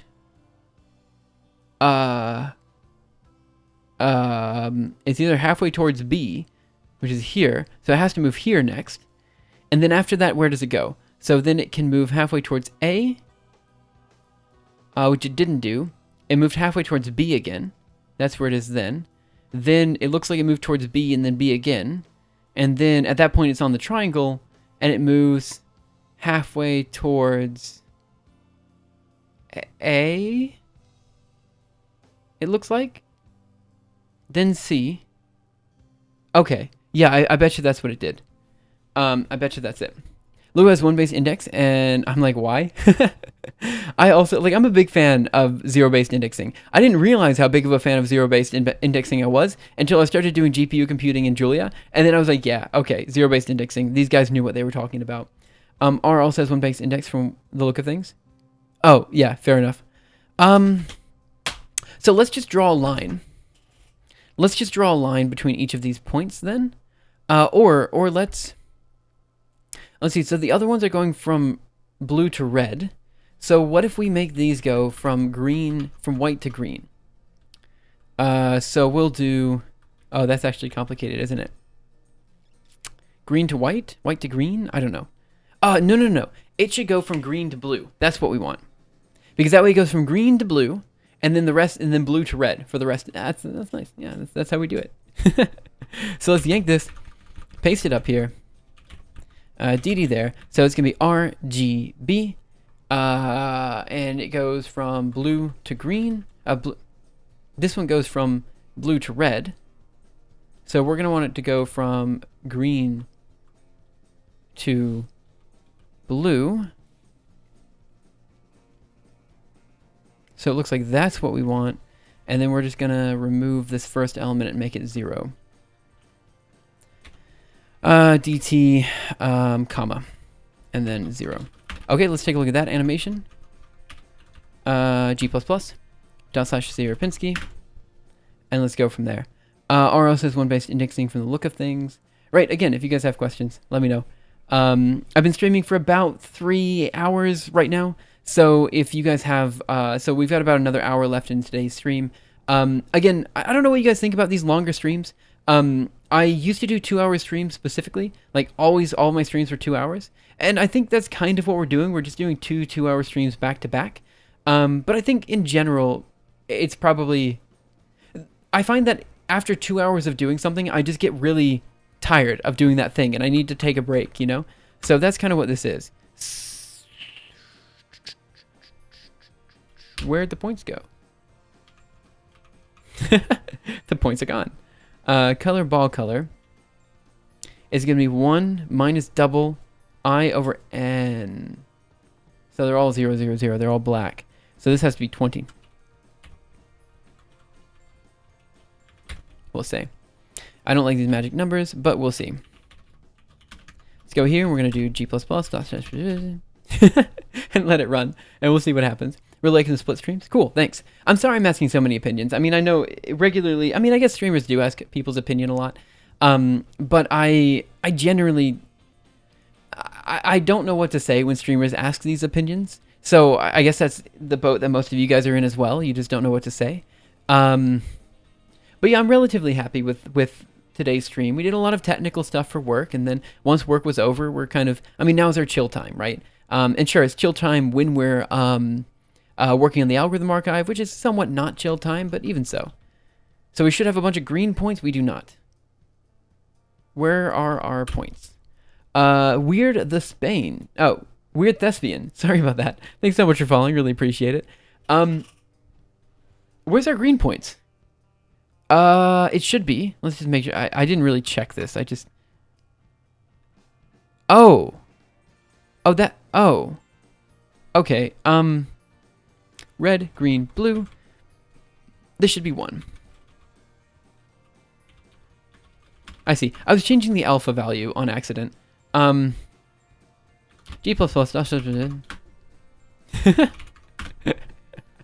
I can't even say it anymore. I'm just mumbling. Oh well, it is what it is. But yeah, I do. I mean, the point of the streams isn't necessarily to be super entertaining. It's to be open about the stuff that we're doing, and you know, maybe get a few people interested here and there, and to make sure people can see research being done and all this kind of stuff. But it does kind of matter whether people are interested in watching it or not, right? Because if no one wants to watch this kind of stuff, then I'm doing very bad PR. You know what I'm saying? So there's a level of interactivity that I appreciate. There we go. So there's all the points. So it'll start off really green and then turn blue. So let's see if I did this right. So I said this was the first point. That looks like the greenest point. So it goes from there to there. And then I said it moves there, right? And then it moves there, and there, and there. And then I said halfway towards A, so here. Halfway towards C. I think actually I got all the points right so far. Halfway towards A. Halfway towards C again. Again towards C. I want to say this one moved... Oh, where did this one go to? This one went to... Where did it go? What? Regardless, we're on the triangle pretty quick. So let's try moving these points around. So it takes a bit longer for it to be on the triangle. I guess 0.5 is here, right? So why are we starting here? How long is this line? Is this line from 0 to 2? Where are triangle points defined? To pudding, you said that just a second. Oh, yeah, you're still talking about why it's evil. So let's see, where are triangle points? So triangle points are 0, 0, 0.5, square root, and 1. So 0.5 in x should be... Weird. 0.5 in x. Unless it's y first and then x. But even then, that doesn't make sense why our first point... How is our first point here? We defined our first point as 0.5. What? We defined our first point as 0.5. 0.25. Is that 0.25? Is that 0.5?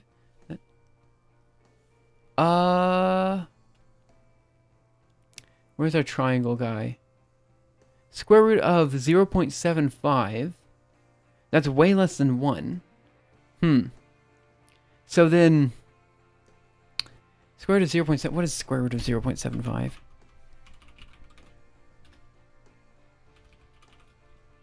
Of 0.75. It's going to be 0.886. So 0.25 should be about a third of the way up.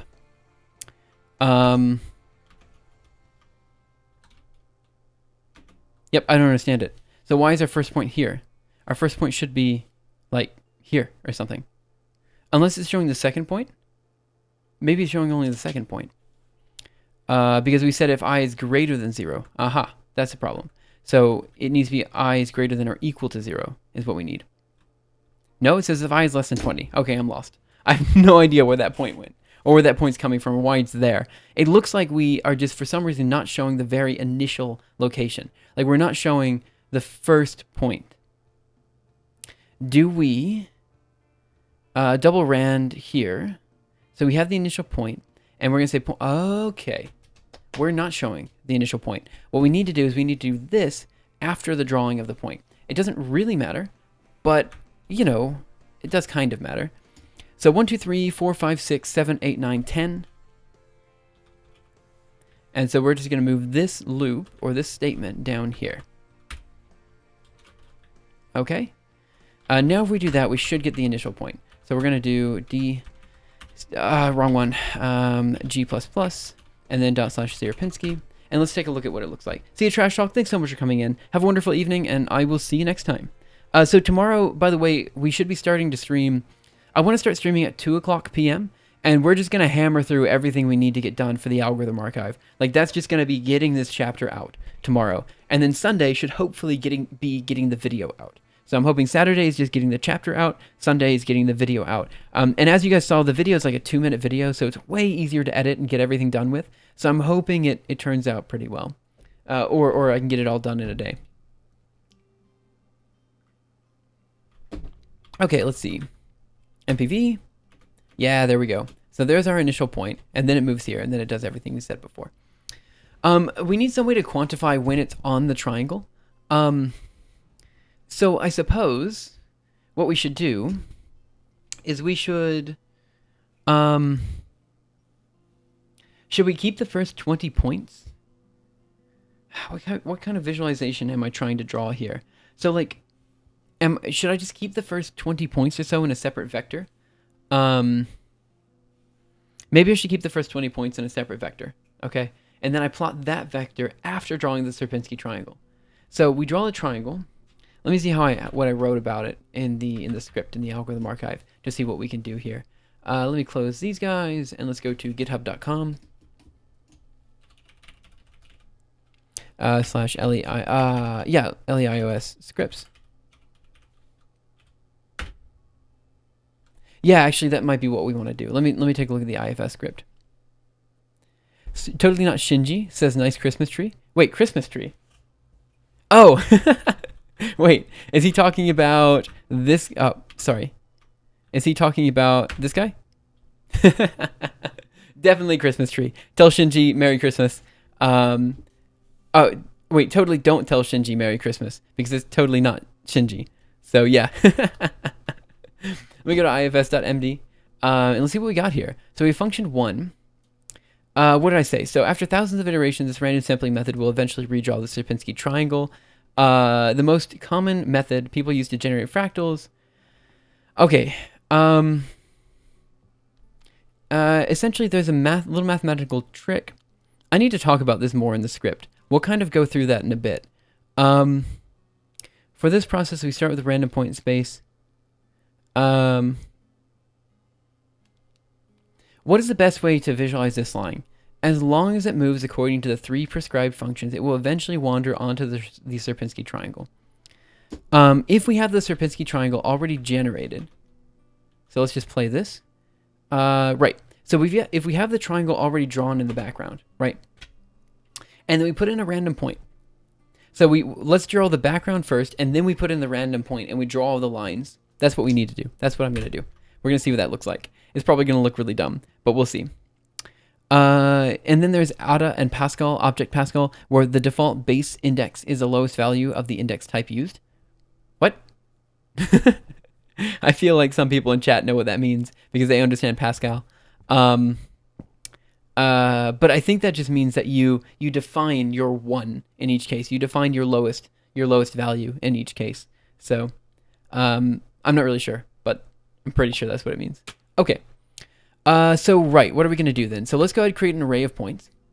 So we'll say PT here, and then we'll do PTS of size 20. And what are we going to do? So size 20. And then what? So PTS is size 20. And then we're just going to put all of these elements in there. So if I is less than 20, we will do, if I is less than 20, we're going to say PTS of 0. PTS of I is going to be equal to PT. And that should be okay. And then we're just going to draw that slightly afterwards. Matthews02, thanks so much for following. Really appreciate it. Maybe start with the whole lattice and show those converge to the triangle. Only giving the lattice point 1 child instead of all 3. What do you mean by that? Sorry. So maybe start with the whole lattice and show how those converge to the triangle. Yeah, so that's kind of what I was anticipating here, but maybe I'm misunderstanding what you're saying. So I'm saying I'm going to first draw the blue and the red, and so we get the whole triangle, right? So that's our Sierpinski triangle. And then I'm going to draw the green points here. So I'm going to draw a line from this point to this point, and eventually show that it lines up with the triangle. So that was kind of my goal. So I was going to have the lattice drawn at the start, and then I was going to draw the other points leading on to it. So I think we're saying the same thing, but just to be clear. Okay, so now we're going to have our list of points, and this is all defined here. How long is this going to go? I less than n? You know what we could do? We could, if I is less than n, and n is a pre-described function, why don't we just do it that way? Let's do dd here. Add animator, 30 plus 4 of bin size, minus 20. Maybe show the points physically moving to where they end up on the triangle. Right, so what I was going to do here, let me show you what I was going to do, because I think I wasn't clear. So let's pause that, and I'm just going to print screen, open it up in GIMP. Oh, whatever. Screenshot.png.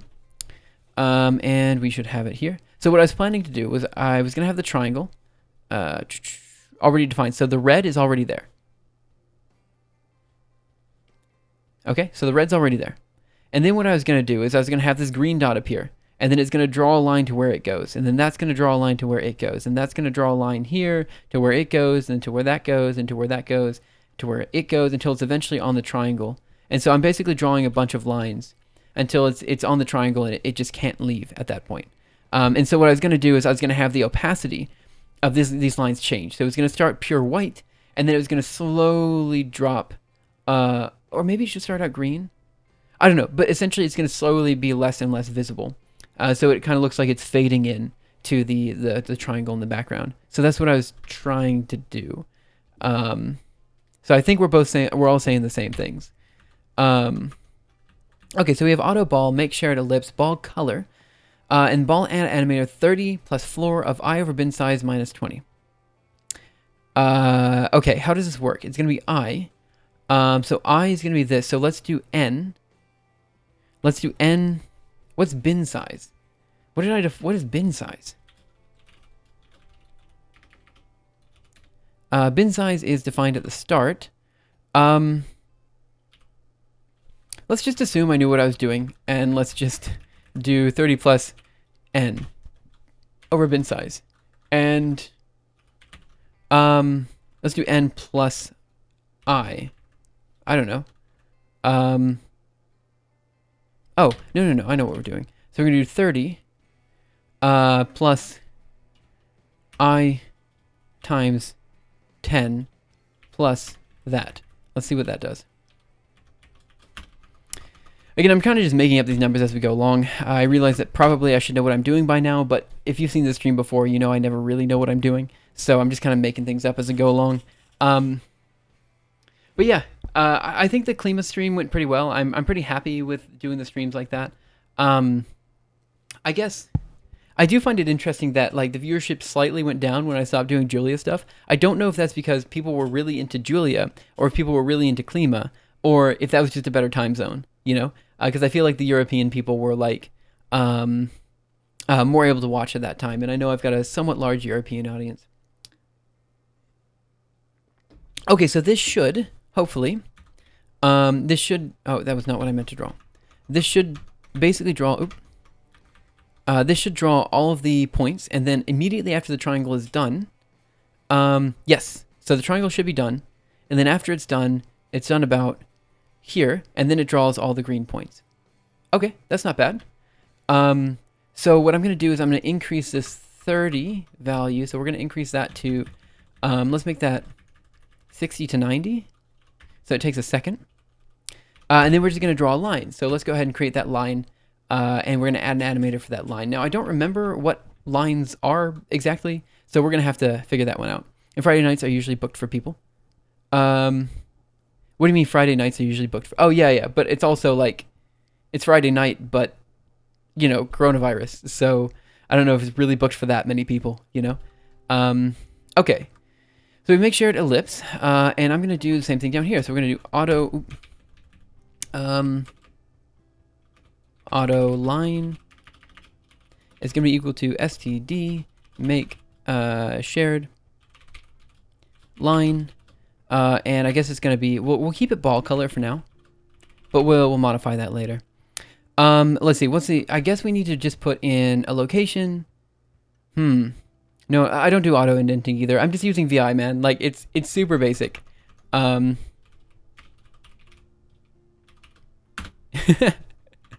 let's see. So ball color, and I think I just give it the initial point and the final point. So let's just do point.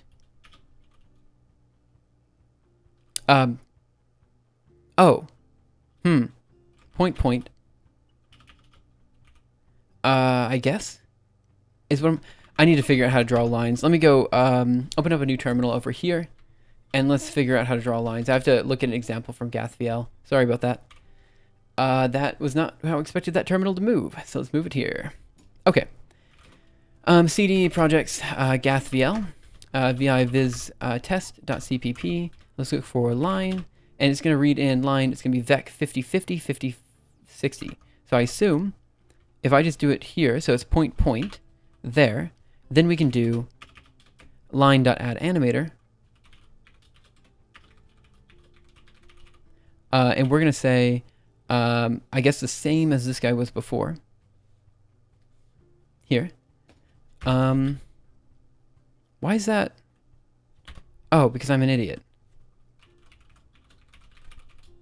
There we go. That's more correct. So then how do we do this? So add animator, and it should be, I guess, what is it? Is it line dot points? Oh, probably line dot end is what I'm looking for. So let's do this. At line pointing to end is, again, probably what I'm looking for. And then we'll do, I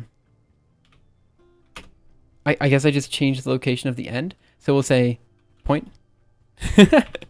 Okay, let's figure that out. Ellen Winter, thanks so much for following. Really appreciate it. If forced to choose between VI and Emacs, I'll choose Vim. Well, okay, fair enough. I mean, I understand. Okay, so what we need to do is save the previous point. So where do we have point defined? So here's point. Oh, you know what? Oh, I have to think about this. I guess we want point, and then we also want previous point. So I'm going to define this as point and previous point are the same location to begin with, and then we'll go from there. So point here, and then we're going to say point, previous point. Okay, and then we're going to go from previous point. Where are we? So here, they're both going to be naturally defined at previous point. Here and there. And then down here, what we're going to do is when we update the point location, we're going to first say previous point is equal to point. PT, something like this. I think this will compile. I have no idea, but we'll just go for it. What's the worst that could happen, right? That's the worst that could happen. Okay. Vector of points. Oh, did I already have points defined? Maybe I did. Vector of points. Does it need to be parentheses, maybe? Use of line before declaration of auto. Auto line. What? That should be fine, shouldn't it? Let's see. Geometry. Greetings, sir. What are we using for this? It's C++, but it is very C-like. So basically C. Auto line. Let's see. Let me just clear. Not Julia anymore. Sorry about that. Conflicting declaration of vex point. Declared here. What? What? Oh. Oh, okay. Yep. That would explain some of it. Okay, this will not compile, and it's because it doesn't like make shared line. What is it called? Line, it should be make shared line. Let's go to 451. Oh, my bad. Auto line is equal to std make shared line. That's what we had over here, right? Auto y-axis is make shared line, ball color, and then it should be two vectors, both of which at this point point to previous point. So what's the error that this is giving? Use of line before deduction of auto. Okay. Right. No matching call for make shared expression error. Of course, there's no matching function for call to make shared expression error. So auto is failing us is basically what's happening. So std make shared line, ball color previous point point. It is not. Let's I don't know, remove color from this argument. Maybe lines can't be colored. G++. Error, use of line before deduction of auto.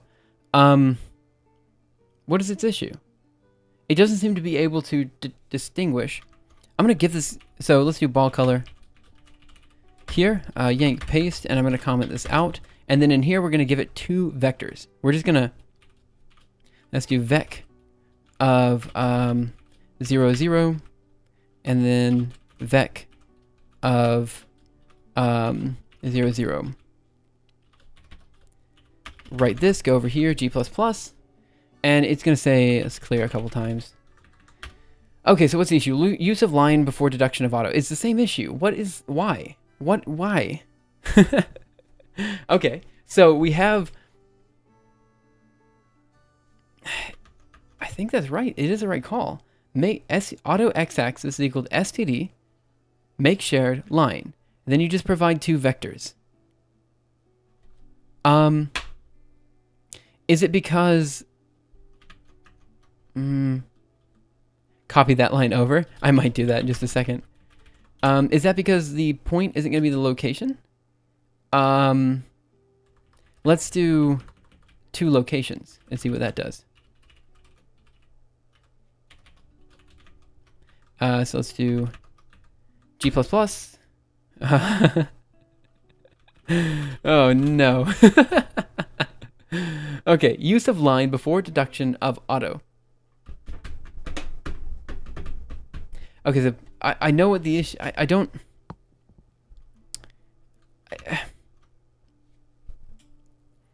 Auto x-axis is std make shared line. Fine, I will copy it over. We'll see what's happening. So here's the line I'm calling from. Up here. That's the line. Auto y-axis is equal to make shared that. So let's comment this out. And I guess all these out. Let's make sure everything else works, because it might not. G++. Yeah, so that compiles. Okay, so what if we do y-axis add animator?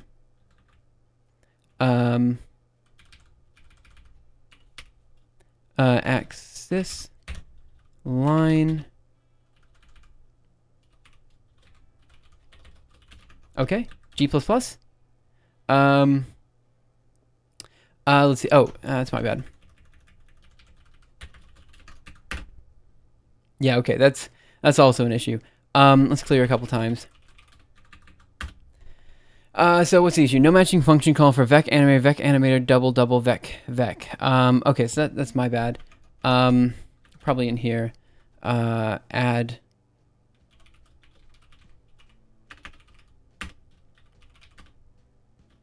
I thought it was line.end. I'd used it just before, didn't I? What were we visualizing before that we needed a line? It was computus, right?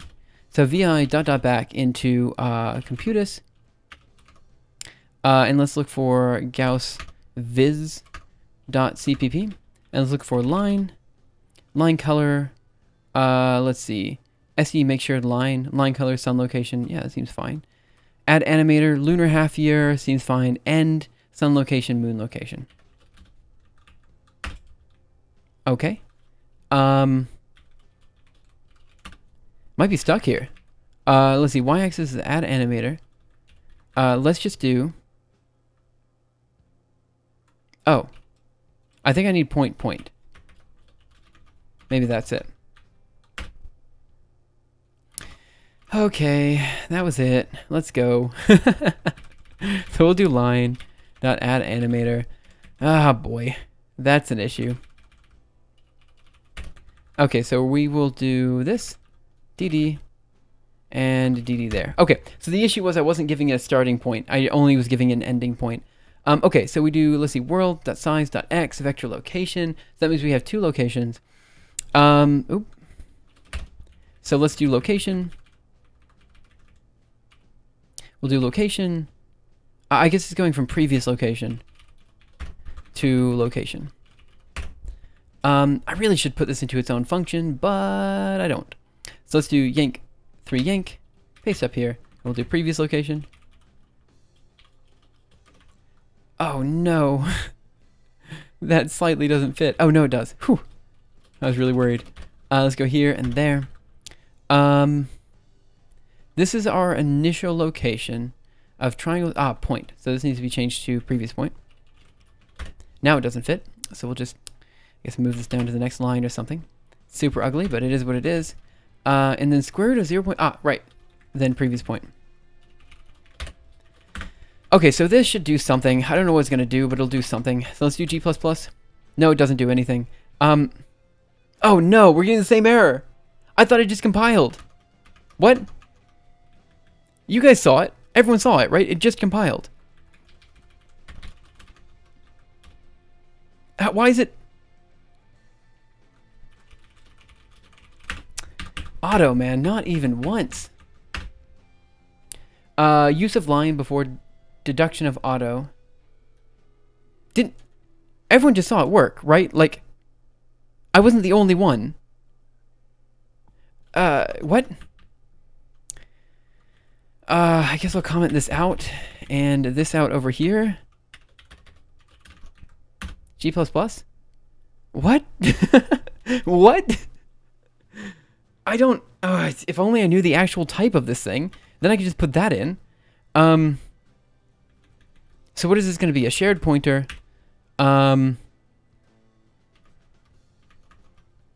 Let's see. Shared pointer. There's no shared pointer in here. Okay, so let's do write and quit. Go back here, shared PTR. Okay, so shared pointer ellipse, make shared. So if we just do std shared pointer ellipse, so we do std shared pointer line, let's see what that does. Line, so we'll do std shared pointer line. Line is going to be equal to, yeah, let's do it this way, line, and then we'll define that on the next line. Maybe this works? Okay, G++. How? Let's see what we do. G++. Error, the value line is not usable in a constant expression. SE make sure line. Okay, how did we do this before?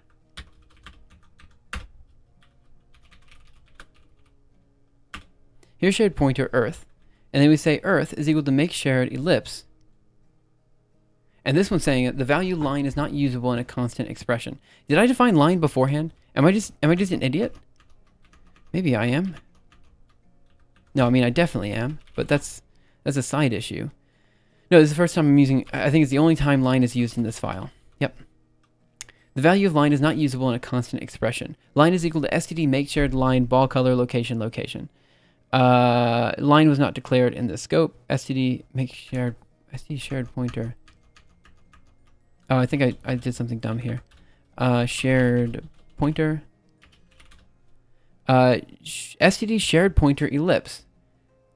Line is equal to std make shared. std shared pointer line was not declared. Line was not declared constant expression.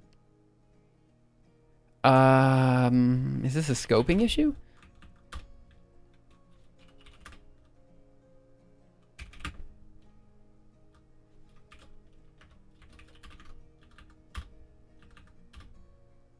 Nope. Well, I'm at a loss. I have no idea. Okay. Let's paste that down there. Yeah, I'm completely just confused by this. No matching function call for make shared line. Make shared line. Does that just not exist? What if this is not a line, but this is an ellipse? And then we just say, make shared ellipse. Well, no, I don't think that's going to work. Let's just comment the rest of this out. So this should provide an error, I believe. Oh, maybe it won't. G++. So that compiles. Changes to line. It'll still compile. Yep. The path to wisdom is to know in what way you're an idiot. Yeah, that's the problem. I don't know how I'm an idiot. I just know I am one. For Pete's sake. Shared pointer. Okay, so here we just have these lines here. Let's just grab this line. Here we have it there. And let's just modify this here. And we're going to say, we're going to change this to be line. It doesn't matter, ball color. This doesn't matter either. We'll just do vec of 0, 0. 0, 0. This should compile. It's because it's ball color.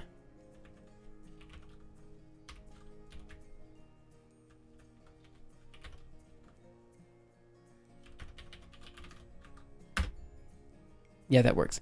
Is the stream chopping for anyone else? If it is, I'm sorry about that. I don't know if I can do anything about that. Okay.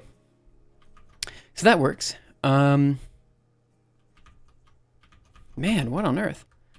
Line. Make shared line vector vector. Okay, so let's just do. I'm gonna make SD shared point line.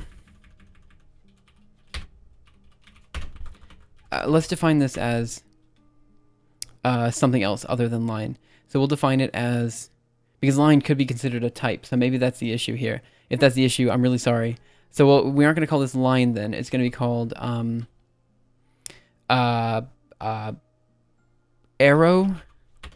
It's not an arrow, but we'll pretend it is. dd dd dd dd dd, and we'll just call this arrow. And this will be called arrow. And in here we do arrow.end. And we put the previous location back in. I don't know. G++. Oh, that was a waste of 20 minutes. Well, not 20, but 10 or something dumb like that. Okay, so now what we have to do is world.addObjectBall, and we'll do world.addObjectArrow. That's one problem working with plain VI. You don't have syntax highlighting to help you out. Yeah, I don't think syntax highlighting would have helped me out here. I mean, maybe it would have helped you guys out, but for me in particular, I'm like 100% sure syntax highlighting would have hurt me here. So I don't think syntax highlighting really would have done anything. Okay, so let's go ahead and compile that guy. So let's go here. Oh wait, it's compiled. So now we're going to /Sierpinski. I mean, there are a lot of times people come in and they're like, it's your choice of editor. That's the reason you can't write this code. But then, like, every time we find a bug, I'm like, I don't understand how my choice of editor at all would have changed the speed at which I found that bug, you know, and probably because I'm stuck using VI, so I'm used to it so much, you know. But right. Has a list of reserved keywords. Yeah, well, line we defined in GathVL, so I don't think it would have caught that as a keyword. Maybe it would have. I don't know. Okay, so here's this, and then we should see. Come on. The lines didn't draw, which isn't great, but that's because I put them at location and location. So let's do previous location,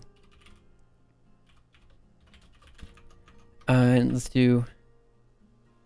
Yep, that's what's happening. G++./Sierpinski. And give that guy a run. Imagine syntax highlighting, but instead of changing the color, it changes the font. I feel like we have to do that. That's pretty good. Unit tests would help with writing less bug-free code.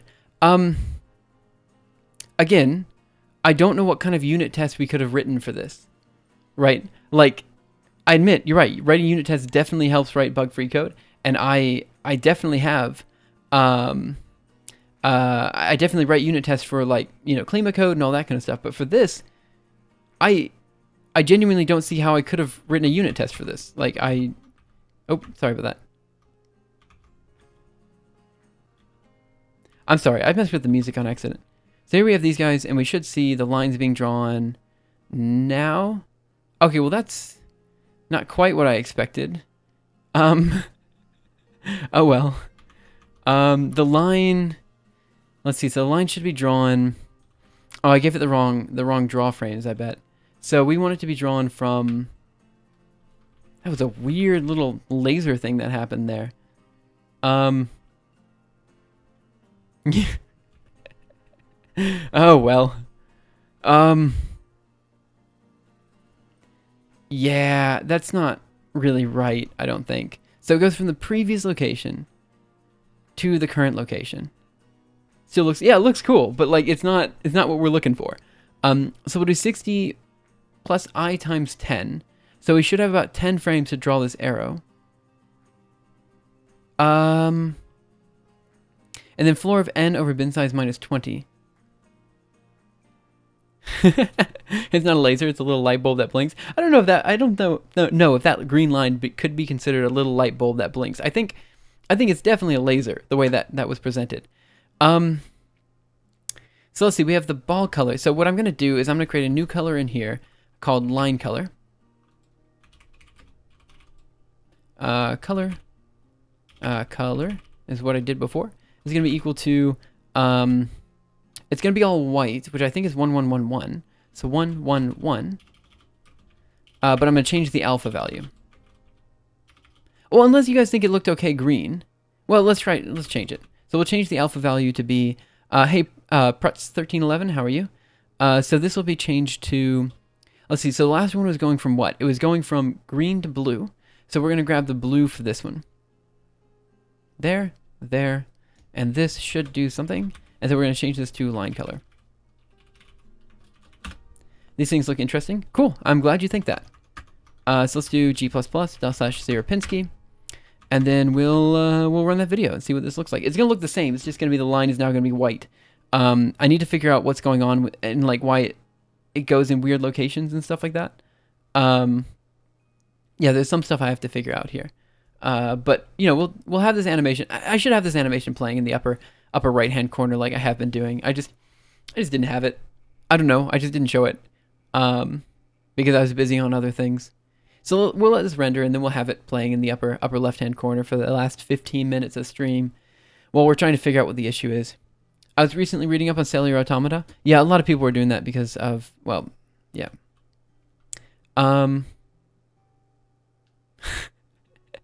Okay, this is the visualization we definitely want, but it's the lines are doing weird things.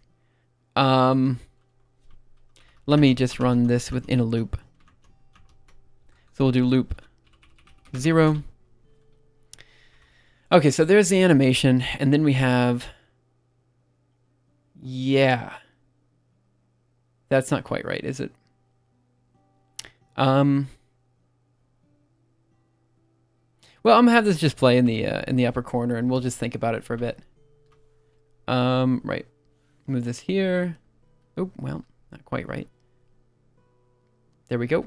Move this down a bit. Up a bit. Cool. Okay. I feel like this animation library is a lot like Manum. Yeah, in some ways. It does a similar thing, right? But yeah, we do it in a different way. So a few years back, I spoke to Grant about using Manum for his stuff. For my stuff as well, and he kind of said, you know, make your own library, because, I mean, the truth is it's a slightly different style, right? Introduce a delay between each laser. Yeah, I think you might be right there. But yeah, after talking to Grant about it, we kind of agreed that we should do our own libraries, at the time. Now he might be more keen to let me use his library, but he wasn't. Why use C++ for this? Quite simply because we don't really have too many choices between drawing libraries, right? Especially not at the time. There weren't that many choices. The main drawing library that we could use is called Cairo. Cairo. C++, I guess. 1 second, I dropped a bunch of things. So this is a drawing library we're using underneath, and so we just kind of built our library on top of Cairo. This one works pretty well. There's now a Julia port for this, so in principle, probably could be using Julia nowadays. I just haven't had the time to take what we have and move it to Julia and stuff like that. So, okay, so this is being drawn from 60 plus I times 10 plus floor of n over bin size minus 20. That's a very weird expression. So it's being drawn from one point to the next. I just don't understand why it's... So the alpha value... Yeah, why is it jumping around like that? It shouldn't be. So we have the arrow added here, and we have the ball added here, but there are multiple balls being generated, but only one arrow that seems to be passed around. And that's the bit I don't really understand. So let's see, we have the ball location. Let's see. So the line is being generated. So arrow is make shared line. So the auto ball is SD make shared ellipse. Maybe we change this to an auto again? I don't know. I don't think that'll do anything, but I'm kind of lost. I don't know what to do. So then we do line color. So we have ball color, auto ball, make shared ellipse, ball color. So we have line color, and we give it 2 locations. And then we do arrow, add animator, vector animator, and then we give it a certain amount of time to draw. Right. Let me just run it one more time. I don't know. I'm lost. I have no idea. There's something going on here. There's like a bug here that I can't quite find, and that's fine. We'll find it eventually. It just takes a bit of time. But right, yeah, if you guys have any questions, just let me know, and I'll answer it as soon as I can see it. Right, so we have arrow, add animator, vector animator. We go from 60 plus I. I times 10. So what we could do is we could draw all the green dots, and then we could draw all of the other dots after that. So we could draw all the green dots, and so if we make this go, let's see, so this goes from 60 to 90, so it's a 30 frame animation. I'm just watching it again. There's no way this fixed anything. Yeah, it didn't. Of course it didn't. I don't know. I was just trying. Just let this play up here. Okay, so it goes from 60. We'll let the green dots draw first. What is floor of n over bin size? What is that? Oh, okay, so this is how many dots we're drawing at once. Do you know of Stephen Wolfram? Yeah, he does a stream here on Twitch. He's also made some really amazing software. He's a really cool independent researcher. Oh, the triangle thing? Right, we're still working on the triangle thing.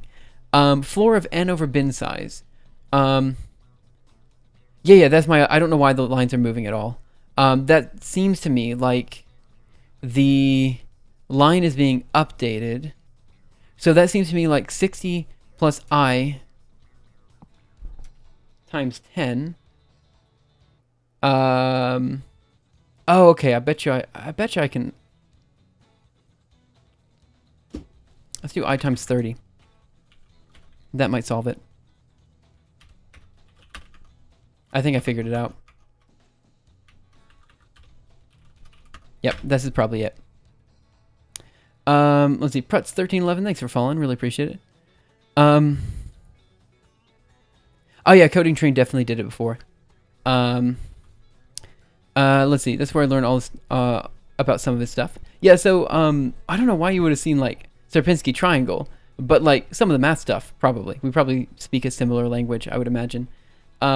Yeah, we'll let this draw. I think this was the issue. So I think what happened was the next arrow was being drawn while the previous arrow was still finishing being drawn, which meant that it didn't know what to do, and it just kind of added all of them together. Yeah, this is what I'm looking for. Although in some ways this animation is kind of cooler. Okay, so what I'm going to do is I'm going to say this is now... Let's see, so it's going to go from 60 plus I times 30.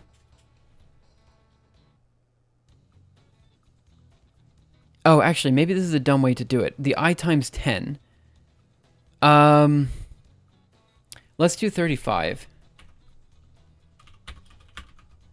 Yep, and this is a similar thing as to what Funny Flywheel said just a second ago, adding a bit of delay. I think that's all we're doing. We're just adding a 5-frame delay between each draw cycle for the next line. And then the other thing I need to do is I need to... This is that's a bit confusing. The line needs to be... Yeah, okay. Okay, so the next problem is that the line size should be, like, we should have no line at the very start, but we do. We have little dots there at those locations. So what I guess I might do is I might have to... Oh, it's gonna suck if I have to do this. I need to think about how we're gonna do this. MPV. So this should draw the right lines, I think. No, it doesn't. Crap. Okay, but you see the initial problem, right? Okay, so the initial problem is that all of those 20 points are drawn on the screen already, and we have to, like, have them not drawn. I don't think I can change the line color with time. Which is why I need to think about this. So we might have to work on this animation a bit tomorrow, because I am kind of tuckered out right now, and I'm kind of lost as to what we're doing with this. So I think maybe... Okay, let's think about how to draw this line in a bit. So I think we'll do that tomorrow. So I think we'll go ahead and end for today, and then we'll come back tomorrow and we'll do a long algorithm archive stream where we just finish up all the animations we need. So removing magic numbers. Let me just add in here. We need to do 4 is going to be chaos animation. Allow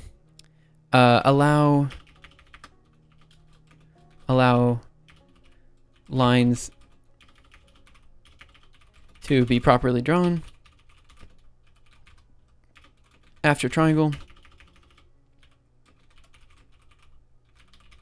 And I guess I'm going to say no dots before.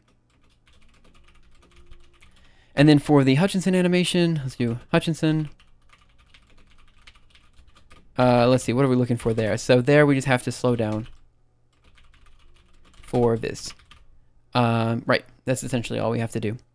Right, the project ID looks cool. Maybe I should contribute. If you want to, please do.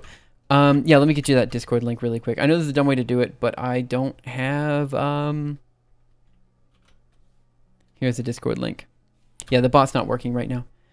Okay, so that'll be it for today. Let's see who we want to raid at the end of stream. And I'll go ahead and commit while we're thinking about it. So Caitlin V3 is just catting, Go Pirate Software, Dowright, Freck Chemist, Strager, Melody Serafina, Tim. Let's do Tim. Tim stopped by earlier today. Yeah, let's do Tim. I feel like it's been a while since we did Tim. So I'm going to go ahead and commit what we have. Oop, that was... Okay, DD... Nope. Let's see if I can press the right buttons, shall we? Okay, so we'll do git add Sierpinski.cpp, git commit -m, adding lines to chaos animation. More work to do. Okay. Git push upstream master. Origin master. Yeah, if you want to review some Haskell code, that would be an amazing way to help. So if you go to the algorithm archive right now and you see a Haskell code that may have recently been written, just look at the code and make sure it conforms to standard style guidelines. Like, that's all we need. As far as the reviews are concerned, we don't really need like super rigorous reviews. We just need people who know the language to be able to read the language. And if you can read it and it's like, that looks good, that's one way you could definitely help. But yeah, that's it for now. And one, thank you so much for following. Really appreciate it. Let's go ahead and start the raid on Tim. And then that will be it for today. So let's go ahead and start that raid.